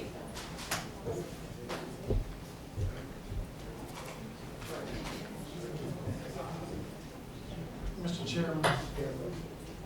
Bennett, if I can, at least for the record, make a correction. The statement was made that there has been no professional development arranged. That's limited. Limited. And I will want to go on record that there are multiple trainings arranged with CRSS and then another training arranged with VSBA. And so I just want to get that on record again. All attempted to have the board with development and governance. We also arranged administration for cost-neutral opportunity by having a private industry donate significant money to support the board in training and development. Ms. Lilly. Just again, for the record, I wanted to just make the public aware that there is a FOIA council in Virginia that's sole purpose is to interpret and give guidance on FOIA, the Virginia FOIA, and certainly any decisions or questions that we have regarding the interpretation of FOIA, we do our due diligence in advising you all by also incorporating and consulting with the FOIA council on these various issues, and certainly they do presentations as well, and clarify some of the information that has been provided as well. Thank you. Next item on the agenda, Madam Clerk. The next item on the agenda is item 5, budgetary items received and update fiscal 17 budget strategy information. Good evening again, Mr. Chairman, members of the school board. Before you tonight is an update about where we are with our fiscal 17 budget. If it pleases the board, I would like to take just a moment to talk about what's included in this update tonight and what is not included. In no way does that mean that we will limit our discussion. I just want to make sure that we all know what's in this presentation and what's not. What I've tried to include for the board is an update about the discussions that have occurred with City Council. We all know the mayor has approved the budget and City Council has been deliberating. At this moment, there has been no actual discussion about our capital budget, either the option 5, the long-range capital plan, or the 5-year capital maintenance plan that's included in the actual budget document. There's been no discussion about that. So the update for tonight is specifically about the operating budget. Just since this is my first budget discussion with you, I thought maybe we would start off on the same page. So just a quick recap. February the 1st, you approved your general fund budget to $292.9 million. You'll see that it was a $21.4 million increase over the current year budget. Additionally, we projected at the time, based on the state allocations, that there would be an additional $3.4 million of state revenue, primarily increase in sales tax, the additional funding from the state for the benefit increases, and also at-risk funding. So the net shortfall, and you'll all remember this, when this budget was approved, was $18 million. Subsequent to that, there have been some actions by the General Assembly to adjust the VRS and group life rates, which resulted in a $600,000 savings over your initially approved budget. Also on April the 18th, you'll remember that the board acted to approve 3 additional reductions. One, the transportation routing changes, closing the 2 office complexes, Norrell and Norrell Annex, and also demolishing Elkhart. And you'll see that as a result of that, our shortfall at this moment is $16.2 million. What makes up that $16.2 million, you'll see on this, are the categories that all of you are familiar with. Mandates that are required, our teacher decompression at the $5 million level, 4.9 and change, is a 2-year implementation. We are required to receive the funding from the state for the 2-year, 2% mid-year implementation for support and administration, academic improvement plan, our existing service level commitments, and additional building capacity and program improvements. And all of you are very familiar with this. I have the details if any of you would like to see the details of these. But just for tonight, I wanted to give us an update about where we are. So again, you'll basically see the reconciliation of some savings that were identified early on in the process of the $1.9 million already included in the budget that you approved, the $292 million. You'll see the additional 3.4 of state revenue, and finally at the bottom, the actions that were approved by the board of $1.2 million on April 18th. Again, the reconciliation from the expenditure side of what creates that $16.2 million shortfall. You'll remember from the 18th, I think, that this slide was presented to you. These were the items for consideration. And just as a note for tonight, there are no items that are going to come before you for consideration tonight. This is simply just an update about where we are in the process and where City Council is, at least where they were about 5 minutes ago. So I'll try to give as accurate an update as I can. So these were the items that were before you. The 3 that were approved by the board are the ones at the top. The other 2 that make up that almost $9 million. And then we heard a presentation tonight by Dr. Boyd about the adjustments for 13 acres and real. And the initial estimate was $450,000. Tonight we saw a slightly different number. But these were the things that were before you on the 18th. And again, part of them you approved and part of them you did not. Previous to that, there was an extended discussion about other broader items, a broader discussion about transportation, consolidations of schools, outsourcing of certain services. You did not act on this. So again, this is an update about strategies you've considered and how we got to where we are today. There was no action taken on this, the meeting previous to the 18th. The only actions that have been taken were the 3 that we already discussed. What has been discussed by City Council are these items, and I'll walk through these kind of slowly, and certainly I'll pause if anybody has any questions. These, as you'll see. One question very quickly. Yes.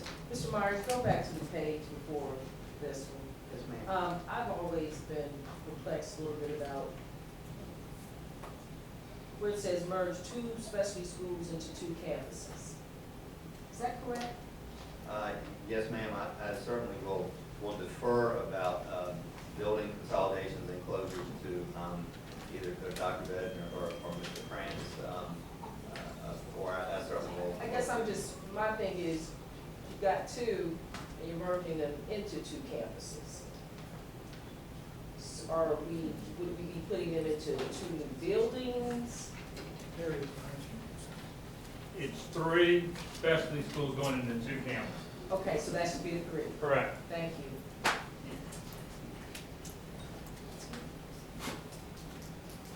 Moving to the discussions that the City Council has had over the last several days, in particular, in the last 3 meetings. These were considerations, and you'll see the patron on the left, some patrons supporting certain initiatives to a greater extent than others. These are the ones that have been considered by City Council. At this moment, none of them have been approved. They've been discussed, there certainly has been a lot of debate, and they have asked for additional information, both from the school division. Dr. Bednar has provided information along with Mr. Westbay, Mr. Krantz. Also, they've asked for additional information from city staff. So there has been a significant amount of discussion. The one that seemed to have the most support you'll see is item 3 that seemed to have the support of 6 city council members, which would have been to support the teacher pay decompression. I'll pause there. Certainly they don't have a line item authority with regard to specific dollars that they approved for the school division. But these are the way that these amendments came forward. Again, as of this evening, none of these have been approved. However, there has been some additional revenue adjustment discussions that have occurred, and as of this afternoon, the 3 that are highlighted before you, actually by consensus, not a roll call vote, but by consensus, these 3 items were approved and designated for schools. So you'll see that the total of those is roughly $3.6 million. And you'll see what those 3 are primarily made of: real estate tax adjustments, as well as bank franchise fee increases. Those again were discussed and designated, again without a formal vote, for the school division. So at this moment, council appears to have, by consensus, approved $3.6 million of additional funding for the schools. And maybe the most important slide that I have before you tonight is what are the steps ahead for us. You'll see the meeting that started today at 1. It is still going at this moment. They will not finish. They have already scheduled a meeting for tomorrow at 4. To continue, they've scheduled another meeting for Wednesday that I don't know the time at this moment. There is some discussion about a meeting on the evening of the 5th. That is not a city council meeting, but I think there's some debate about whether city council will be there. And also, that whole meeting's been canceled. And then on the 6th, you'll see that an important day in the cycle of the budget is when they will introduce their final budget amendments. That will trigger the final actions, probably final actions of city council. They'll introduce those, assuming they don't schedule any more meetings, which they certainly can.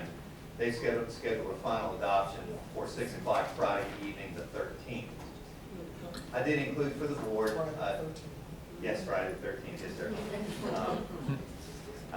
I did include for the board 2 important items that obviously we'll see if this is something that the city chooses to invoke. The mayor, as you can read, I don't need to read it for all of you. The mayor can veto any items of the city budget ordinance if he delivers those within 14 days. And then by a supermajority vote of council can override the mayor's veto. So those options are still ahead. While it looks like the city council may be able to reach adoption by Friday the 13th, there's still some other steps in the process that could occur. So where we are today, just a quick recap, all of the actions that you have approved to this point have us out of balance by $16.2 million. However, this afternoon, the city council, by, again, consensus, did approve $3.6 million of additional revenue designated for the schools. Additional discussions will occur tomorrow, Wednesday, and then final budget amendments on Friday. As far as the balancing component, I certainly will yield to Dr. Bedden, but I would think that our discussions about balancing may be more appropriate once we continue to work with City Council and the City Administration about what funding will be available. You have already identified, as you well know, all of the needs for the school division, and now we're at the point of seeing how well we can satisfy them. So that's the update for this evening, and I'm happy to answer any questions. Thank you, Mr. Martin. Any questions? Ms. Epps? One follow-up on page 8, where Councilwoman Trammell, and this is for my colleague who had to leave, what's the reason, what's her purpose for increasing funding to reopen Summerville School? To best of my remembrance, I didn't hear her give a reason. I know that she proposed that. Maybe Dr. Bedden was in the room when the reason was given. Mr. Cranston, correct me, but that was her effort to allow the building need to be reopened to relieve overcrowding, she may have said. Right. She's putting money out in case we need it to address any overcrowding situations south of the river that would be available.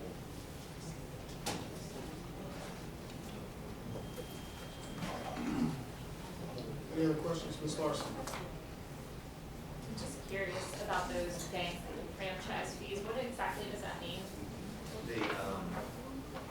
The Tony, the bank franchise fee. The city has the ability to charge franchise fees for a variety of commerce opportunities for folks that work within a locality. There's a chance for franchise fees for cable service or internet service. This is a fee that they are granted at the state level that they can charge for banking. So this is a fee they can charge. Is it an end user fee, or does the franchise pay it to Richmond? I'm not a banking executive. I would certainly think it would be some type of a pass-through fee, in my opinion. We do have a banking executive, though, before banking. If you'd like to weigh in. It's a fee that a bank will pay, but they will pass it along to their customer. Okay. Any additional questions? Ms. Harris-Mohammed? I'm going to email you and see when we can get together and we can go over what I missed, if that's okay. Yes, ma'am, of course. All right, next item on the agenda, Madam Clerk.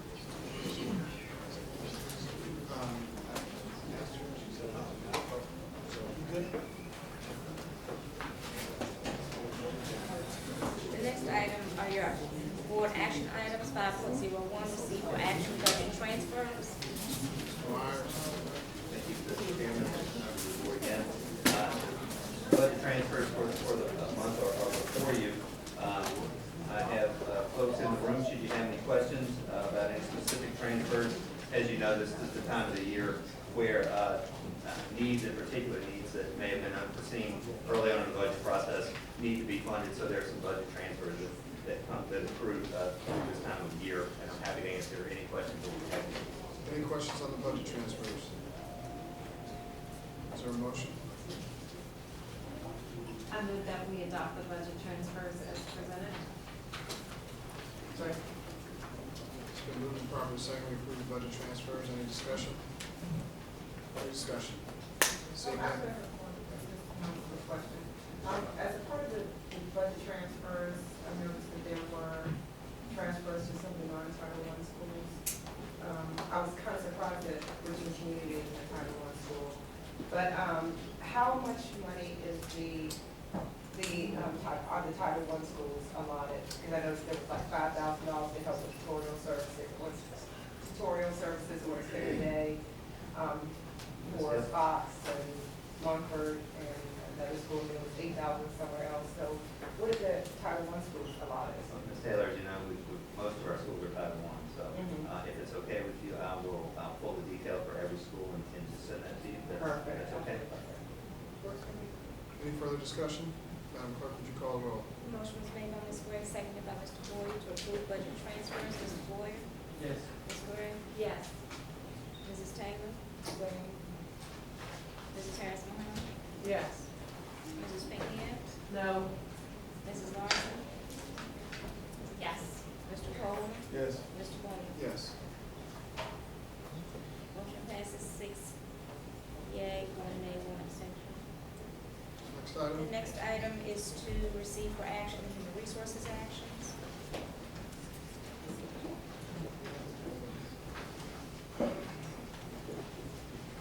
Any specific questions?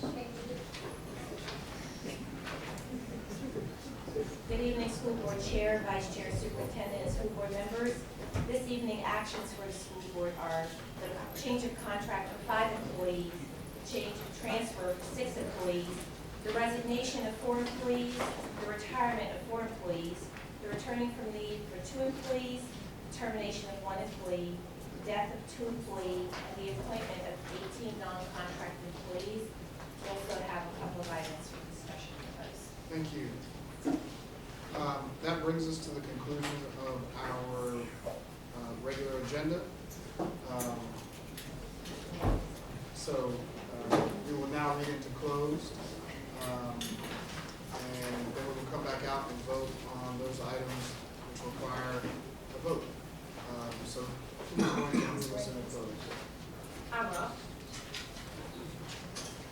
Pursuant to the Personnel Section 2.2-37, the letter A1, the Legal Section 2.2-37, the letter A7 of the Code of Virginia 1950 as amended, I move that the school board of the City of Richmond convene in closed session to 1, discuss the prospective candidates for employment and the assignment, appointment, promotion, performance, demotion, salaries, disciplining, or resignation of specific public officers or employees of the division, including consideration of the human resources agenda of this date in employee matters number 1516-68.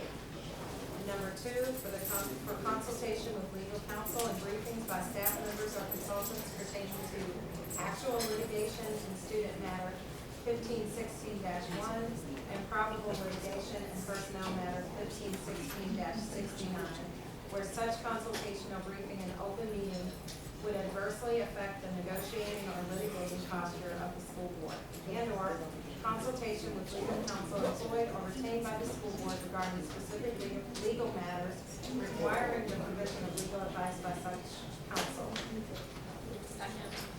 It's been moved and properly seconded. We move into executive session, closed session. Further motion, all those in favor? Aye. Any opposed? Any abstained?